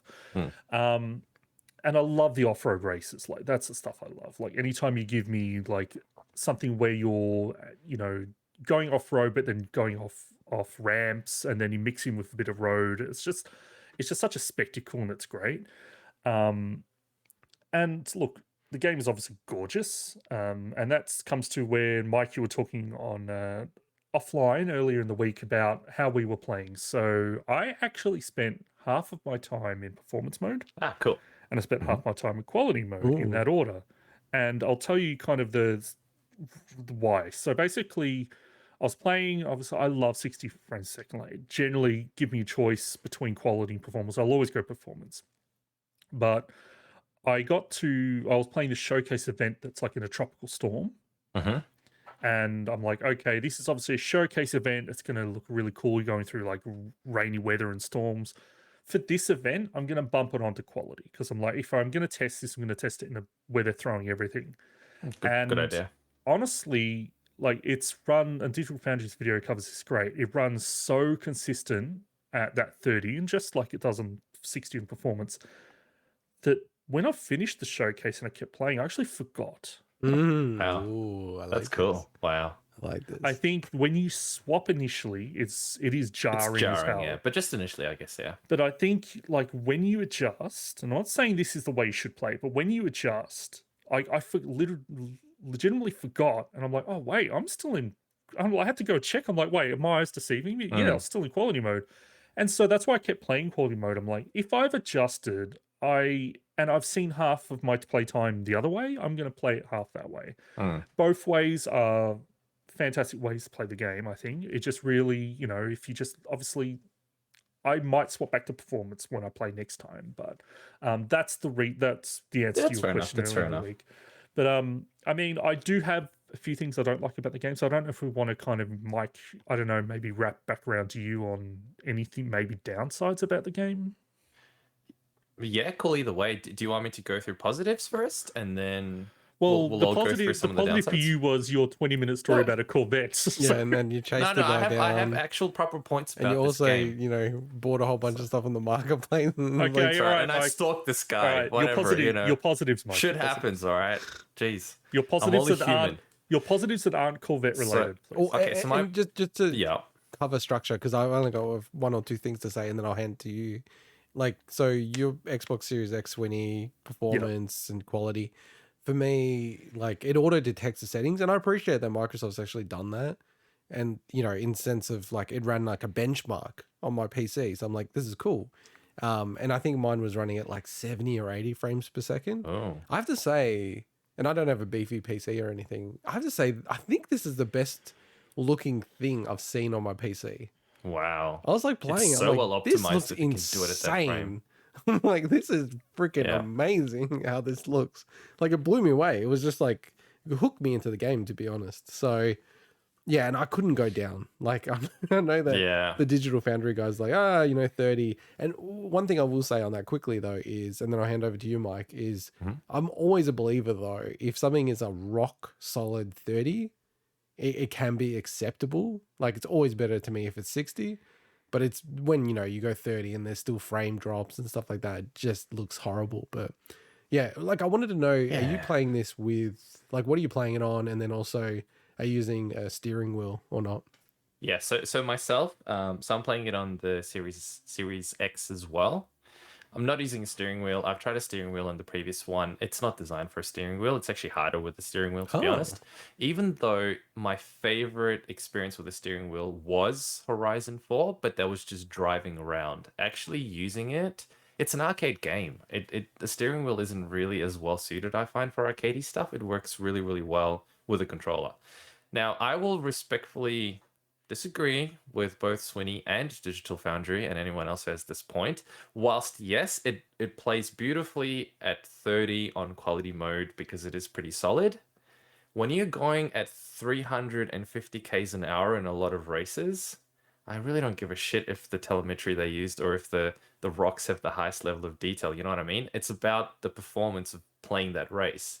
And that was my issue as well. I tried both and I'm like, okay, it's really cool when you stop your car and you look at the detail and you look at this and you look at that. I can see the improvements, and I can, even if I really wanted to see that there's a high foliage density, all of that looks really cool. But the reality is I spend most of the time at 300 plus k's an hour. Everything's a bloody blur. I can't tell those things out anyway. That it didn't make sense to me to do that. Can I ask a question? That's my argument. And I'll bring Swinny into it then. So, did you try performance mode and quality mode for an extended period of time? I tried for, if you could call half an hour an extended period of time, yes. Now, I don't know if that counts as an extended. I certainly haven't tried it as much as Swinny has. All I know is I've tried both. I tried it for about 30 minutes, I reckon, on quality. and it is not, in my personal opinion, it is not worth the drawback for the vast majority of what you do, which is racing. I just want to clarify. I didn't say quality is better. That's not No, where no, I I know that. landed Yeah, on I it. know. I just said I know. I said that it's so rock solid that I forgot Yeah. that I was actually in quality mode after like 25 minutes or whatever. And I was just like, and that's why I kept playing, because I'm like, well, you Yeah, know that's what, fair I'm enough. just. So I didn't say it's better. You know what it might be as well, and again, there's so many different factors involved. I think it could also be the hardware that you play it on in terms of TV. My TV has a thing where if it's not at 60, I notice a lot of motion blur. And straight away, if a game is running at 30, I know it's running at 30 because of the motion blur of all the objects on the screen. And that's my biggest issue. And that could be more the way my TV doesn't handle low frame rate. And it's largely gone at 60. I don't get that trail as much. And I mean, that happens on a lot of monitors and stuff.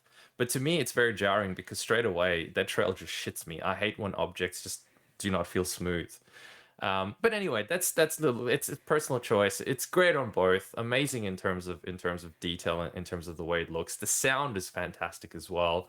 I played around with what they showed in previews, where I upgraded a bunch of cars. I changed the engine train to be a completely different engine. I played around putting a different exhaust on my car and testing it out, because you can actually rev the car as you make the changes, and it sounds quite different on a proper 5.1 system. So that was fantastic to do that. In terms of positive as well, I think I'm a huge fan. Again, I'm not. I actually prefer the road events, and that's probably because I also play a lot of normal racing games. But I love the fact that it's got both. You can do a really cool road race, and then the next thing you do is some crazy bloody showcase event where you're driving against the train or a bunch of bikes or something, or you're running through a jungle doing jumps. And I love the fact that they've got that mix in there, and that's what makes the game really cool. The road races in the tunnels in that city area are really, really cool. Reminded me so much of Ridge Racer Type 4. I'm like, oh man, I just remember like the feeling of like just mastering these tunnels. So yeah, I'd like the road races are fun as well. They're both cool. It's a beautiful mix. It's a beautiful mix where I never really felt I was getting bored of doing different events, because you can go pick a different one and there's something cool about it. You can go do a showcase, or you can go do a normal race. You could do a drift event. It's got everything. The biome diversity is really cool as well. So obviously the previous games had quite a bit of diversity in terms of what they crammed into the world.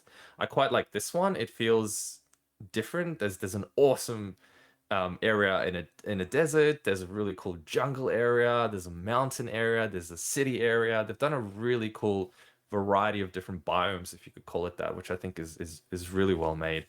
I'm not going to go into some of the cons directly, but I think one thing that I will say as a transition into that topic is that as someone who's played all the previous Forzas, to me it's just an iteration of the same formula. I didn't really feel it brought anything particularly new to the game. That's not necessarily a bad thing. I think they've just refined it so much that, as you said, integot, it works. It works really well.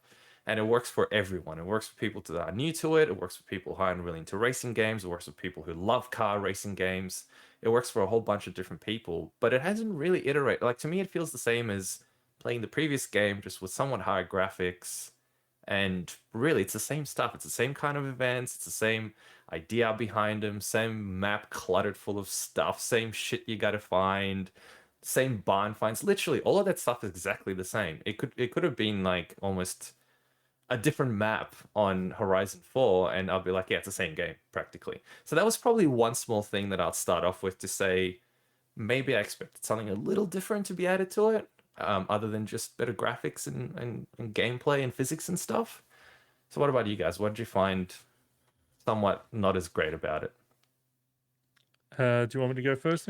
Yeah. All I wanted to say to that point that you made then just quickly, Mike, is I think that shows how much Microsoft is more competitive in this generation, that it's almost like people are discovering this game who just weren't in that ecosystem, weren't in Game Pass, weren't in that world, because, you know, it's had the biggest launch by far of a Forza game, and for legitimate, just like a launch, like it was a huge launch. Like there was, what was it, 1 million people playing it within the first 24 hours, which is pretty incredible. It's Wow, actually the didn't know that. biggest Xbox published game Yeah, of There all you go. time so far. until Halo comes out. Yeah, no, so like I think it's a massive coup for Xbox, really. Like it just shows, because your comments, like of people who've actually played all those games in the Horizon series, they all say the same thing. Like they're like, this is not anything really new. It's just refined. And Totally it's quite refined, interesting that, you know, people are talking about it in Game of the Year status, and it sort of like assumes that people haven't played the series to a degree, right? But yeah, how about the cons, Swinny? Because I don't really have many cons outside of their bloody DualShock controller that piss me off. Yeah, and look, I'm not. That's why I really want to clarify. Look, I have not played through a large percentage of this game. This is more. Mike is reviewing this game. I'm essentially giving my impressions, but with those impressions come cons as well. And the cons I've shared with Horizon 4, which is obviously the most recent one that I played before this, which is I don't think these games do a great job of onboarding players. I think that they give you they unlock stuff. They show you when I say onboarding, the intros to the games are fantastic, but when you get past that cool intro, it's like they'll give you some events. You go choose one. You choose it, then another 10 unlock. It's like you complete one of them, then another 10 unlock, and I'm like, hey, I want to get to these other ones that you've put on the map. Suddenly there's like open up another festival site. Okay, but I want to go back and do that other rate. Like, I just feel that they throw too much of you at once before it slows down. And we're talking about feeling overwhelmed in games. I feel that this is an example where I feel that they just throw too much at players too quickly. Like, I want to actually, I'm still getting to grips with, when I say systems, it's a racing game, but there are still systems. Then there's a lot of menu options and stuff. And it's like, okay, I just want to do a few, like, let me get 5 races down before you start chucking some of these ridiculous online challenges, like all this stuff that they throw up there. What I actually started to do, and I know this is probably sacrilege if people love Forza Horizon, is I turned a whole bunch of HUD stuff off. I do that too. Yep. I turned all the skill point notifications, all the progression stuff. I just turned it all off, and suddenly I was enjoying the game way more, where I'm like, let me race. Let me play some races, right? Same as filtering the map. I filter the stuff out sometimes. Yeah, but even then I'm like, maybe there's a way to do it, but I'm like, it's still showing all the events that I've completed on the map. Like, give me an option to hide the ones at least I've gotten 1 star on or 2 stars, right? I get what you mean. Because I just want to kind of like and so that to me is a con. Once you kind of get past those initial onboarding things, then I feel that the game it feels a lot more comfortable, because it's like suddenly I'm not getting new notifications and new tutorials after every single fucking race. But that's honestly the biggest gripe I have with the game, because other than that, it's fantastic. I do also wish they could. Maybe I was pressing the wrong buttons, but I couldn't seem to skip the cutscenes for like the story-related things. Like, I don't think you care. Yeah. Not the intro is whatever, right? But I'm like the things where it's like the test drive missions or whatever, the Turing tests and stuff. I'm like, I don't care about the storyline. Just let me do this mission. So I think. Can I say on that, Swinny? Like, I guess infamously, I skip a lot of the story stuff in games.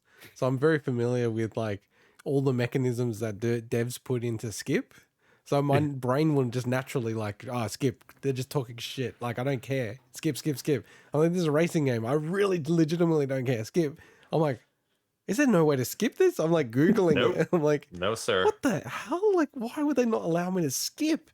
Like, who gives a shit about the story of Horizon the Champion?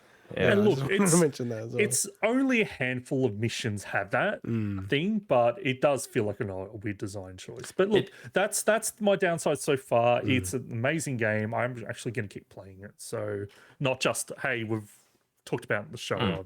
Yeah.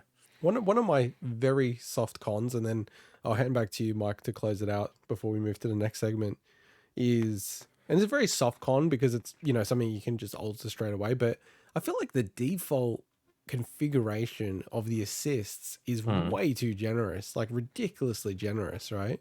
And to me, it takes away some of the fun. So like I went through and just turned them all off, like gear change, all this other kind of stuff, like all switched on. And I was surprised that, yeah, like when you bump it up even further, it's like basically it just drives for you. It'll turn the corners and It everything. It's like Mario literally Kart. drives for you, yes. Yeah. So the second trick you can do, by the way, I figured out, there's a big race that takes about, depending on the car you use, between about 11 and 15 minutes. And you can create your own custom version of that, because you can create a custom version of every single one of those events with set bunch of rules. And you can even put little it's almost like a game builder thing where you can put little things, little rules within that. But at a very simplistic level, you can basically take that giant 15-minute long race, put it up to 20 laps, go into the assists, put auto turn and auto brake, get a car, get a rubber band, plug a controller in, and just let it do its thing. All right, Mike. I think we've talked enough about how you can cheat the game. Okay, we talked a little bit how to cheat the game. By the way, just on that point, a funny thing is my girlfriend gets home and she's like, "Why is your race still on?"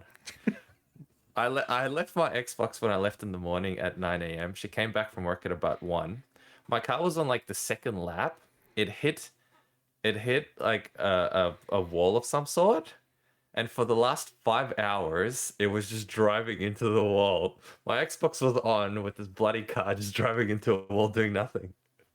Anyway, so that aside, okay, so again, I love the game. I think lots of positive things. I'm going to continue playing it. But some of the cons that I have, and we just talked about the story, of, you could almost argue the lack thereof. I don't know who the hell it's written for. It is some of the lamest, shittest dialogue I've seen in any game I've ever played. I hate it. I seriously hate it. It's so cringy. The dialogue is ridiculously lame that I don't know who the hell it's even aimed at. It's really shit. It's really, really shit dialogue. To the extent that I wanted to start skipping. Normally, I don't skip stuff like you were saying, integot. I want to listen to everything. I was getting annoyed at how stupid the dialogue was. And I'm like, listen, I just want to race. I don't want to listen to some dumb shit thing that you're doing. The second thing is, I'm going to use a phrase from EA, and that is, to some degree, the game doesn't have a certain sense of accomplishment and a certain sense of growing. So I got lucky, for example. You don't even have to get lucky, though. The very fact that you start off with the C8 Corvette, one of the fastest cars in the world, 0 to 100 in 2.9 seconds.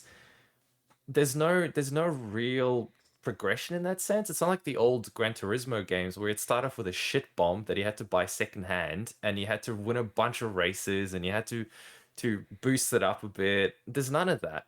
And then almost early on, I got the Lamborghini Sesto Elemento, I think it's called, that really cool looking one, which is an insanely awesome car in the game with skills boost as well. And I'm like, why the hell would I use any other car?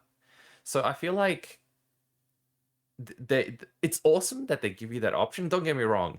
It's just that unless you go out of your way to jinx yourself, there's nothing stopping you from having the most amazing cars right off the bat and never going through that progression. So I think it lacks a bit of satisfaction that you get from progressing through that. I had a whole bunch of bugs, by the way, in my playthrough, just really quickly. Things like floating. It's rare-ish, but I had floating cars. Because I was playing it early, there were massive network issues, so I couldn't connect to a bunch of things. I would be in the middle of a skill thing, ranking up, tens of thousands of skill points, and then a message would come up screwing up my chain, saying that you've been disconnected or something. Which, by the way, was also annoying, because every time, you guys get those stamps to go to do the next Horizon event thingy. Yeah. Every time those came up, it would just stop my game. I'd be driving, I'd be in the middle of, I don't know, drift or something, and then she's like, "Hey, Mike, blah, blah, blah, blah, blah, blah, blah." And then you had to go pick something, and I'm like, come on, like, it just ruins the flow. And it happens multiple times because there's like 20 of those things in total or something. And you notice it. Again, look, it's not the end of the world. It's just these little weird things that are kind of annoying and weird. And a couple of really quick things as well. I've never really been a fan of the wheel spins. I just hate the whole feel of the gambling thing. I prefer the idea of, as you progress through it, you get better and better cars, for example. The whole almost gambling thing of, ooh, what am I gonna get? What am I gonna get? Did they I introduce? hate that. I know that it was a number 4. Has that been in since the start? No, I don't think it was there since the start. I feel like it started in 3, maybe. It was Bloody definitely 4. Aussies and And their I feel like gambling. maybe it was number 3. Yeah, True I Blue. don't know if it was even earlier than that. I don't remember, but it's. I don't think it was there originally. I don't remember now because it's been in every game recently, and that in itself, I think. I get why they do it, but it's annoying, and I also hate the fact that a lot of the stuff that you get is shit and annoying. So a lot of the stuff you get from the accolades is stuff like online chat things, and I'm like, I don't give a shit about some sayings or quotes or whatever. I just want cars, and I want to buy more cars. That's why I'm playing a racing game, not to get that. And horns and clothing material. I don't want a pair of bloody shorts. I want a Lamborghini or a Honda or something. That's why I'm playing this game.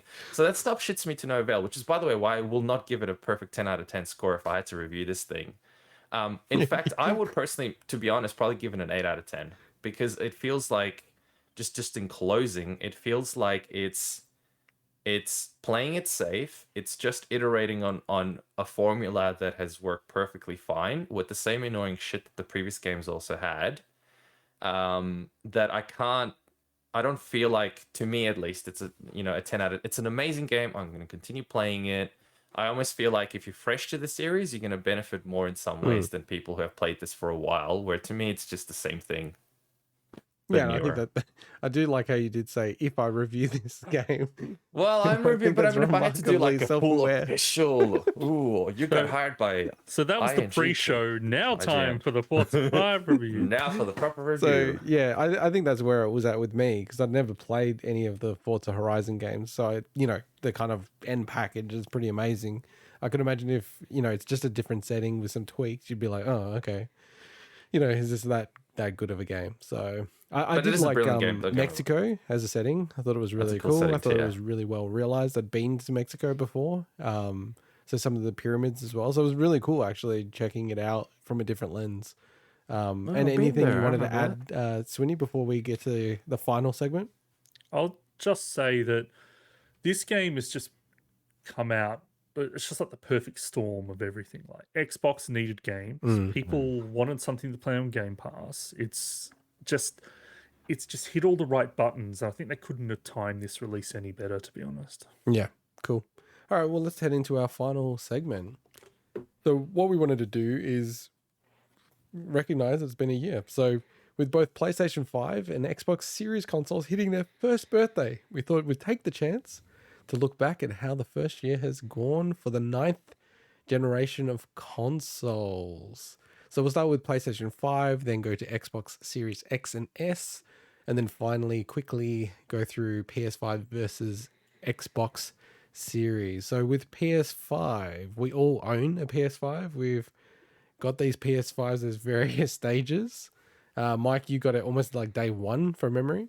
I think it was pretty much day one. Yep. And I think I got it midway through, and then Swinny got it recently. So maybe I'll open and then I'll throw to you, Mike, and then finish with Swinny. Like for me, I just think this console, although like I still don't like the look of it. I just think it was very well executed and realized. I think, there's no real major flaws that I have with it. Love the dual sense, think it's awesome. It's quite heavy for me. I've got small hands. But parking that, like everything about it, the interface, it just feels extremely polished. And honestly, just like a console manufacturer that is just firing on all cylinders. And I think the key thing is, you go through the lineage of Sony, PS1, almost, only releasing it because they were so annoyed with Nintendo, like massive surprise hit. PS2, most dominant console of all time. And then almost like the arrogance from PS2 to PS3 where it was overpriced. It was, too costly for them, over-spec'd almost the way they built it. Then PS4 was the redemption. And it's good to see with PS5 that they haven't gone down, the natural path of arrogance. They've actually invested and, pulled together something that I think, is going to put them in a great position. And it's really hard for me to see, and we'll cover it a little bit later, but, how Xbox is going to compare long term. But great console. And then, like, finally for me, it's just, I just still honestly don't think you need one. Like, I think, like, a year on, I look at it and I'm like, I don't regret getting it, but I just think I did not need to get a PlayStation 5. Like, there's nothing compelling on the console that warrants getting a PlayStation 5. But yeah, if you go on. didn't I'll go have to you first, as Mike. many consoles, would the argument be different? So say, for example, you didn't have options, all you had was a PS4. Would you recommend it as an upgrade in that sense? Oh, yeah, 100%, like, no doubt. And I think if you had the base PS4, it's worth it. I think if you have a PS4 Pro. And one thing I did do, I was thinking about this, and I'm like, I'm going to look at, like, PlayStation 3, PlayStation 4, like, all these different consoles first years and compare it that way. And I must admit, like, most of them were a bit like, unless you have an amazing launch game, it's not super common for, almost like a, must have game coming out about a year later. The one exception to me was Halo 3, which I think is still one of the best games of all time. And that came out about a year after the 360 came out. I think the 360 was one of the best consoles from the year mark. Like, that's a high watermark, though. I don't think PS5 gets anywhere close, but again, I think it's an amazing console, though. And the fact that you play all the PS4 games and everything like that's really cool. But yeah, did you have anything to add, Mike? And then we'll go to Yeah, Swinny? absolutely. So yes, I did get it. I think pretty much at launch. So I was, privileged to be able to get my hands on it that early on. Physical size, it's too big. It's a weird clunky shape, but that doesn't really matter. You put it in your cabinet and you forget about it, and it's quite enough. It's all good. The DualShock, as you said, fantastic piece Dual of equipment. sense. DualSense, sorry, DualShock, DualSense. I'm getting tired. It's nearly 11 o'clock. Is a fantastic piece of hardware. It actually did, holding it in your hands finally felt different. Something was definitely different about it. Something was improved. Something was really cool. And I love the attention of detail to it. I think I sent you guys a few macro shots that I took, sort of zooming out, but I reversed it. That there's like 35,000 little symbols in instead of the little dots or something. So you grip it better. The surface actually has tiny little the four Sony symbols for the PlayStation, which I think is an amazing little attention to detail. Have you seen that, Swinny?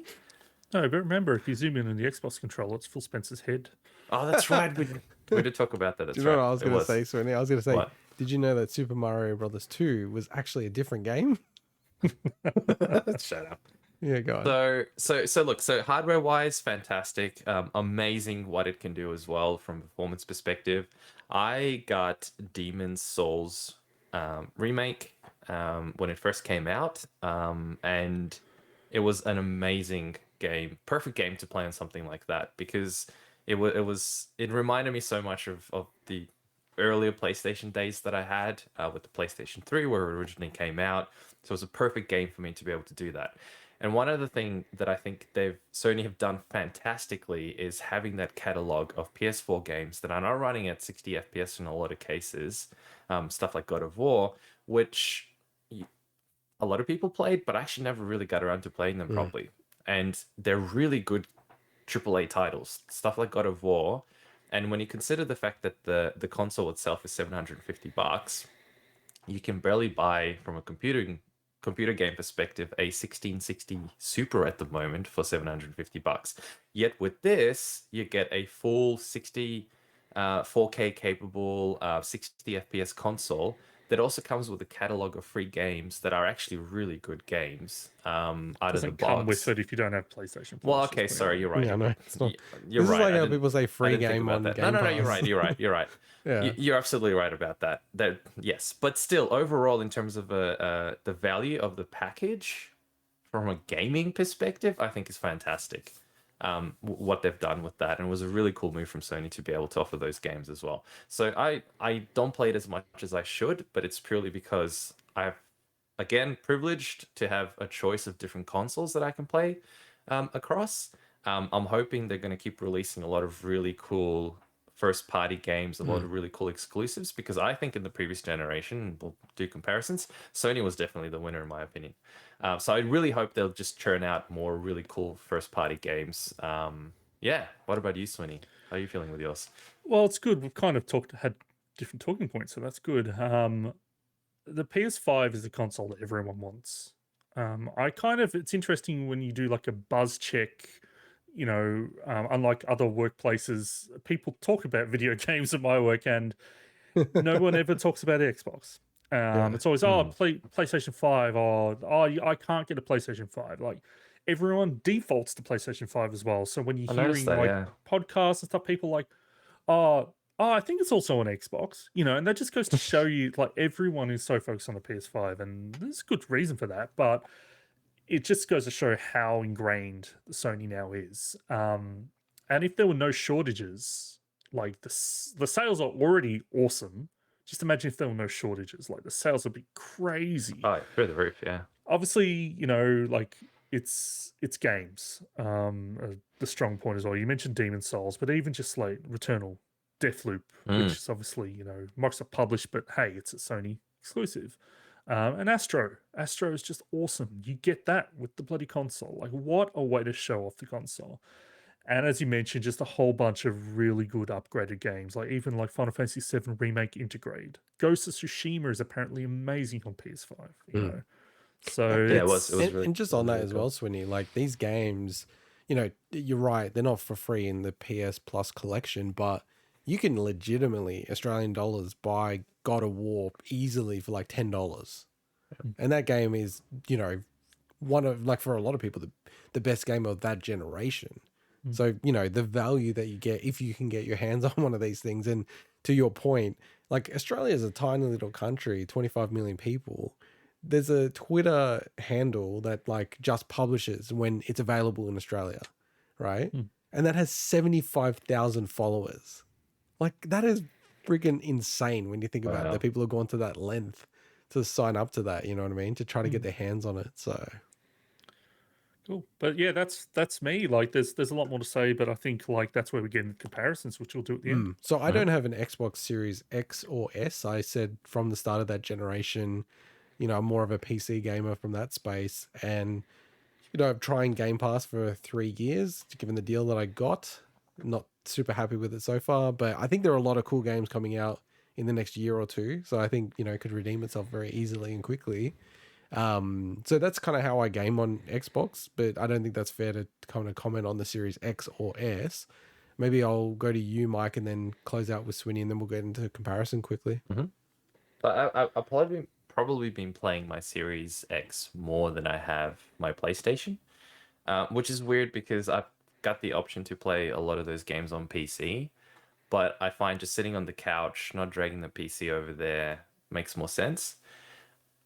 To your point, if you have a PC that's capable of doing this, the Xbox is kind of a moot point, I think. It's almost like, why would you bother with it, really, when you can do it on PC for the same thing? So it's a really weird spot where it sits in the market in that sense, because with Sony, there's a lot more exclusives.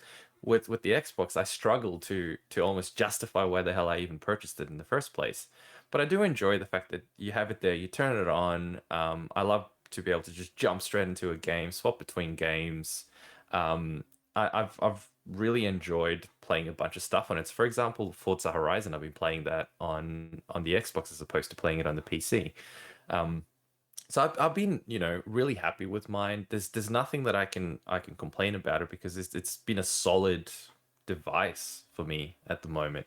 It's done everything I've wanted it to do in that sense.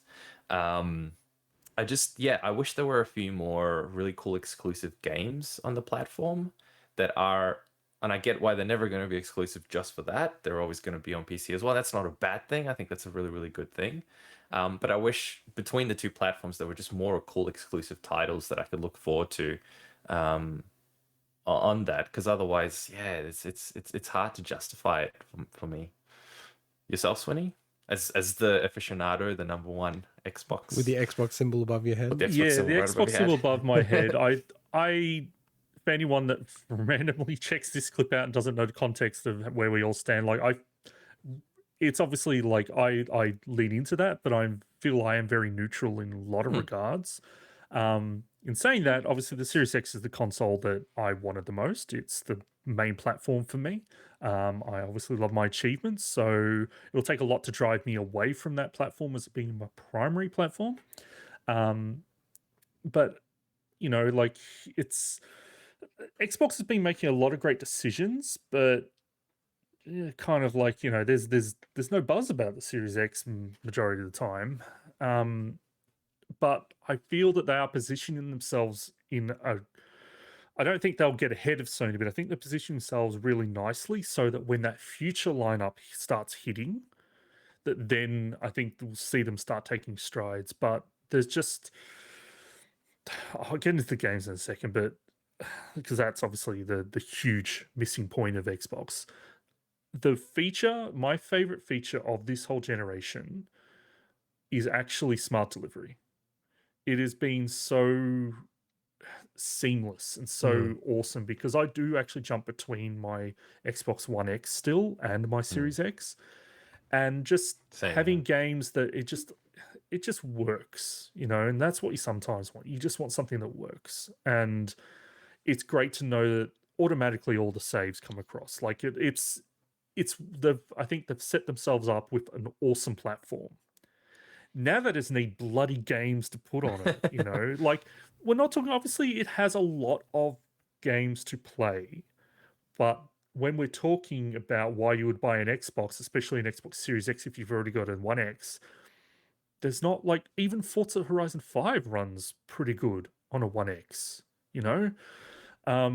It's pretty much just Forza Horizon 5 at the moment that you'd say like is like a tentpole, which obviously Halo got delayed, but man, like there's almost like nothing else. Like it's just such a shame that obviously Game Pass is the huge thing, but Game Pass is its own beast, right? And again, like you don't need a Series X to take advantage of Game Pass because most of the games on there aren't going to be. You don't need a Series X to play either.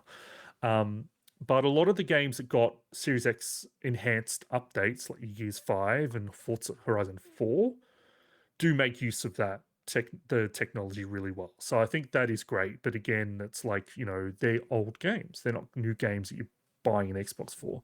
The backwards compatibility is really appreciated. The fact that I can still play all my old digital 360 titles, any of the digital Xbox One, original Xbox games, like it carries it all across, which is really appreciated because I think we kind of almost take that for granted now. But like 2 generations ago, the idea is like the idea of, hey, I've got access to all my old games on old platforms just wasn't a thing. So, but I guess the final thing on Series X is quite telling. So I actually had a colleague ask me, they say, hey, I've got myself a Series X. I'm picking it up today.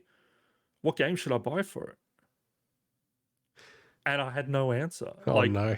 Horizon. And I'm like, because the thing is, right, obviously, like, you know, like Valhalla to me is still my favorite next-gen game, but that's obviously not a next-gen only game. And I didn't have an answer. It's like, oh, do you like racing games? Forza Horizon 4 runs really nicely on a Series X. Like, this was a while back before Forza Horizon 5. I'm like, do you like Gears of War? Because that also, like, they're old games. Like, Call of Duty. It sucks. Yeah, it sucks when, you know, like, imagine someone asking you that for Nintendo 64 when it came out. Mario 64, Wave Race. Or PlayStation. You know? Switch. Anyway. You know, Breath of the Wild. Yeah, I know. Look, like, I mean, it kind of lends well into the comparison, Swinny. Yeah. Like, yeah. I think, like, this is how I'll frame it. I think from a feature set, how things are structured, the Series X almost in every category is better than the PlayStation 5 from my perspective. Like, as you said, and I was going to jump in, but I didn't want to interrupt, the smart delivery, it's like laughable. Like, smart delivery is genuinely smart delivery. And it's almost like the PlayStation 5 got dumb delivery. Like, you didn't really go on the journey, Swinny, but like right at the start, if you installed, say, Final Fantasy VII, which has now a PS5 version and a PS4 version, it is extremely, like at the start of the console launch, it was extremely hard to even know, am I playing the PS4 version of the game or the PS5 version of the game? And there were people who played halfway through a game and realized, oh shit, I've been playing the PS4 version of this game and I didn't know. And then the way that the saves work, you couldn't transfer the saves. So you're like, some people were like, oh my God, I've spent like 100 hours in this game and I can't transfer it to a PS5 and I've got a PS5. Like, this is fucking ridiculous, right? And even to this day, there's stupidity where you have to download your PS4 version because it doesn't transfer across. PS4 version of the game, get the cloud save, and then upload it to like whatever server it will be. Then you can enjoy the PS5 version by downloading it and then transfer the saves. I believe, and I'll probably get corrected on this, but I believe that's how it works with Ghost of Tsushima, which is like a first party game. It's insane, right? Like to me, it's just unbelievable that is like the way that they've structured it. You know, I think on the backwards compatibility thing, I don't agree with what you're saying that it's an assumption. I think you're saying that as an Xbox person, where they've done an amazing job at like bringing in the back catalog, including Xbox One games, where it's like with Nintendo, you definitely don't assume that it's going to go. Nintendo's its own beast. Like, let's not. And then with PlayStation, I mean, the conjecture was like, what are they going to do? Are they possibly going to, you know, release the PlayStation 5 and you can't play PlayStation 4 games? Maybe. And then people were like, oh, maybe we'll play all the way to PlayStation 1. So, you know, no one even really knew at all. And, you know, as it launched, there were games that didn't work. Very, very few, obviously. But it was quite interesting and telling that games weren't running exactly right on it. But on that note, because like I didn't get a PS3 and I still want to pick one up. Yeah. Eventually. I was kind of like, and I knew it wasn't the case, but I was disappointed when I spent ages in the PlayStation Store and PlayStation 5 being like, oh man, I wish they had digital versions of some of those games that I never played on PS3. You know, just just like put the old Tales games up there that I do on PS3 only. You know, so yeah, and that was just, you know, structurally like they just picked the wrong architecture. And it's still costing them to this day. It cost them like $200-300 per unit when they were selling it back then, which is unbelievable. But I mean, getting to, I guess, ultimately the most important thing is the games. And you're right. Like the thing is, to me, there is no killer game on the Xbox Series X that warrants you picking one up. And then if you have a PC, which so many people do, I feel like almost all the games you could just play on the PC anyway. And multi-plat, to me, always seem better on the Series X, or it's like marginal. You can barely tell the difference, but that's not a compelling enough reason for me to go, oh, I'm going to get a Series X instead of a PlayStation, when then I lose all the potential first parties and the Miles Morales, or I almost said Moranis, you know, Demon Souls, all these kind of games, which aren't like compelling reasons to get a PS5, but you know, they do, like, you know, there's still factors that, for me, as far as I can see, the Series X doesn't have. Now, I think they got so hurt by Halo Infinite not being ready for launch. Like, I think the whole conversation's different. I'm very confident that Halo Infinite is going to be the best Halo since Halo 3. And I'm very also confident, actually. I think it'll be like up to that Halo 2, Halo 3 level. Not probably quite there, but like at that ballpark. And I think if they had that when it launched, man, it would have been a really interesting conversation. It would have been really interesting, but we don't live in that reality, right? And I don't think there's any buzz really about the Series X because of Halo. I think people are now amped about Halo, but it's not like Halo then leading to, Series X, you know, let's hype this up. You know, it's kind of broken that chain for me. How about you, Mike? Myself. So first of all, the thing I'll say, and we talked about this before, is I think the Xbox has a shit name. Series X. Huh? What? When you go to the shop and when the average consumer goes there, they'll go, oh, I've got a PS4 at home. Oh, there's a PS5. Oh, PS5. That's better, right? Because it's a higher number. I'll buy the PS5. People aren't as dumb as the way you're saying it, but I get what you're saying. I'm oversimplifying it, but it makes so much more sense. You go from 4 to bloody 5. It's a better thing. It's newer. It's upgraded. Does more shit. Perfect. When it comes to Series X, what the fuck does Series even mean? You know, when someone goes to the shop, they're going to go, oh, Xbox One X, Xbox Series X. Which one's even better? Is an S because it starts with an S better. Anyway, I'm like, it's just dumb. I think it's really dumb. And I think it's the same thing that you were saying, Swinny, and maybe it's just a general population thing. I don't know.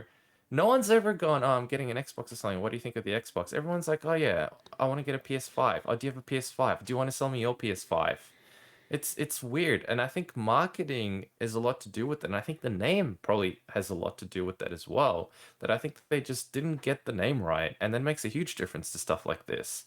Whereas Sony kept it simple. Hey man, we've got a new version of our PlayStation that's better and more powerful. We've just added another number to it. You want it? Great, I'll buy it.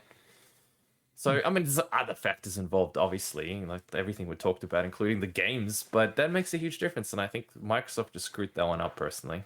Yeah, like, on that though, to be honest though, it does actually confuse me a little bit. I go into JB Hi-Fi and I look at the shelves and they'll have like a split and it says Xbox Series and Xbox One. And then on the friggin' actual physical, like games, some will say Xbox One, some will say Xbox and just as Xbox. And then some will say Xbox Series S and /X, I think it is from memory. And then Xbox One on it as well. And it's like, it's a total mix of everything. And honestly, even as an informed consumer, I look at it, I'm like, Jesus Christ, like I would be a bit nervous. I'm going to buy the wrong version. Absolutely, Because supposedly there are like multiple SKUs for the exact same game where you can buy a version and it's like, oh, no, don't worry. We'll fix it in the back end with the smart delivery stuff. But I still kind of want the right version. And I'm like, Same. I Yeah. don't like this. I feel like if I got, someone in my life to buy a game for me, I'm like, far out. I know they're going to buy the wrong one. And I want a specific one. You know what I mean? They would. You can even imagine a kid going, "Hey, mom, I want an Xbox for Christmas." She goes there. How do you? Unless you have to talk to someone, right? The average consumer has no idea, just looking at the box, that this is better than that. They both do 4K. I think they both probably say 4K on the box. This one looks just skinnier than that one. I'm like, what's what? I have no idea. Unless you're in the know, you have no idea. And I think it's a bad move from Microsoft. It's confusing. I think to that though, that's a lot easier because all they always ask is, do you want to be able to play physical stuff or not? So yeah, but then you have but then you have Xbox One, you've got Series S, Series X. But what I'm saying is if a kid goes, I want an Xbox for Christmas, and their parent goes there and they go, okay, you've got the Xbox One X and you've got the Xbox Series X. This one's a bit cheaper, but is it actually better, worse? Seems like a better deal because it's cheaper. anyway, It's confusing for the average person, I reckon. But I think ultimately though, it's not all lost. I do think because they're trying to do totally different things, and it's been like that for a long time in the background, with Microsoft going, okay, we just got to win, subscriptions over anything else. I do think if you could roll it forward like 4 years from now, that there might be just a huge suite of games that are exclusively on Game Pass. That the Starfields, like all these games, and people are like, this is amazing, this is like a must play game. And this is where I think about the 360 era, when there was games coming out on that, like Mass Effect was a 360 game in my mind. Like people look back and they'll look at Metacritic or whatever and they go, oh, PS3, Xbox 360, nah, it was a 360 game, man. And Gears of War and all these kind of games. I do think 4 years from now is a more interesting conversation where, this suite of games on Game Pass that are still going to be for, including that subscription. And then parents, their kids might go, oh, I want to get on this. And then it's better to get a Series S or a Series X Pro or whatever they're going to call it. I think that's when they'll actually build a lot of momentum in sales of hardware. And I think that's really what they all care about. They almost don't care about these consoles, in my opinion. And I think that's why they look really bland, in my view. Like, as offensive as the PS5 is, I almost prefer it because it's trying to do something. Whereas the Series X is so like, not generic, but it's just like, it's not bold in my view at all. It's just kind of like, oh, okay, it's kind of a bit I do prefer it though, to be honest. Physically, I actually prefer the shape. I don't have it. It fits in everything so much better. Yeah, it's nice. I love the monolithic 2001: A Space Odyssey styling. It's funny you mentioned and sorry, Swinny, I actually want to cut to you as well to get a lot of your thoughts on this. I had a PlayStation 1, then I had a PlayStation 2, and I thought, naturally, I thought I would transition to PlayStation 3, etc. But Mass Effect, I think, is one of the Mass Effect and Oblivion, because I got both nearly at the same time. That's what drew me to Xbox. That's what made me do the Switch. It was the fact that it was so I put some weight to the fact that a game can sell a console. It absolutely can, which is why when you mentioned that the lack of Halo, I think probably cut their sales a bit. Because to me, absolutely, you get a good game, people will go there and buy a console just because of that game. What about you, Swinny? Look, I talked about that pipeline, the titles. That is where, like, the Bethesda games, like, we've already seen, obviously, stuff jumping into Game Pass, but, like, that is where they're basically investing for the future. But they're not investing for the future of consoles, as Integot was saying. They're investing for the future of Game Pass. But when it comes to we're talking comparing consoles here, not Game Pass and PS5. PlayStation is clearly the dominant platform. I don't think anybody would argue it has the games, it has the buzz, and it now has the install base, just like it had on the PS4 and the PS2. Xbox has positioned themselves as almost like the player's friend, and I think that is going to keep them in the race, even if maybe they don't care that it's a race or not, but obviously they want to sell consoles. But when it comes to the first year, in comparing them, the PS5 is the console. All right, I think that was well said, Swinny. Great. All right, we'll wrap up for this week. We have gone long. Next week, as we're recording this, we haven't seen the Xbox 20th anniversary stream. It's probably going to be the most amazing news, and Xbox is going to have so much buzz about it. But maybe Halo Infinite multiplayer impressions. I mean, that is the hot rumor. We don't talk rumors on the show after we burnt by Switch Pro. The rumors say the 15th, which means it's probably like in 2 days or day and a half for us, or whatever time zone.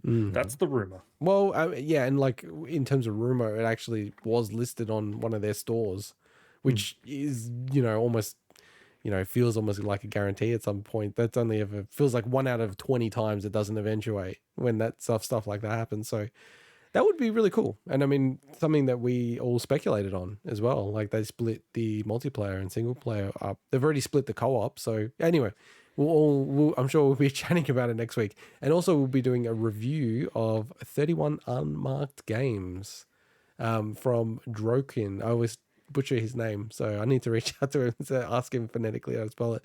Having said that, bye-bye. Catch you later. Peeps.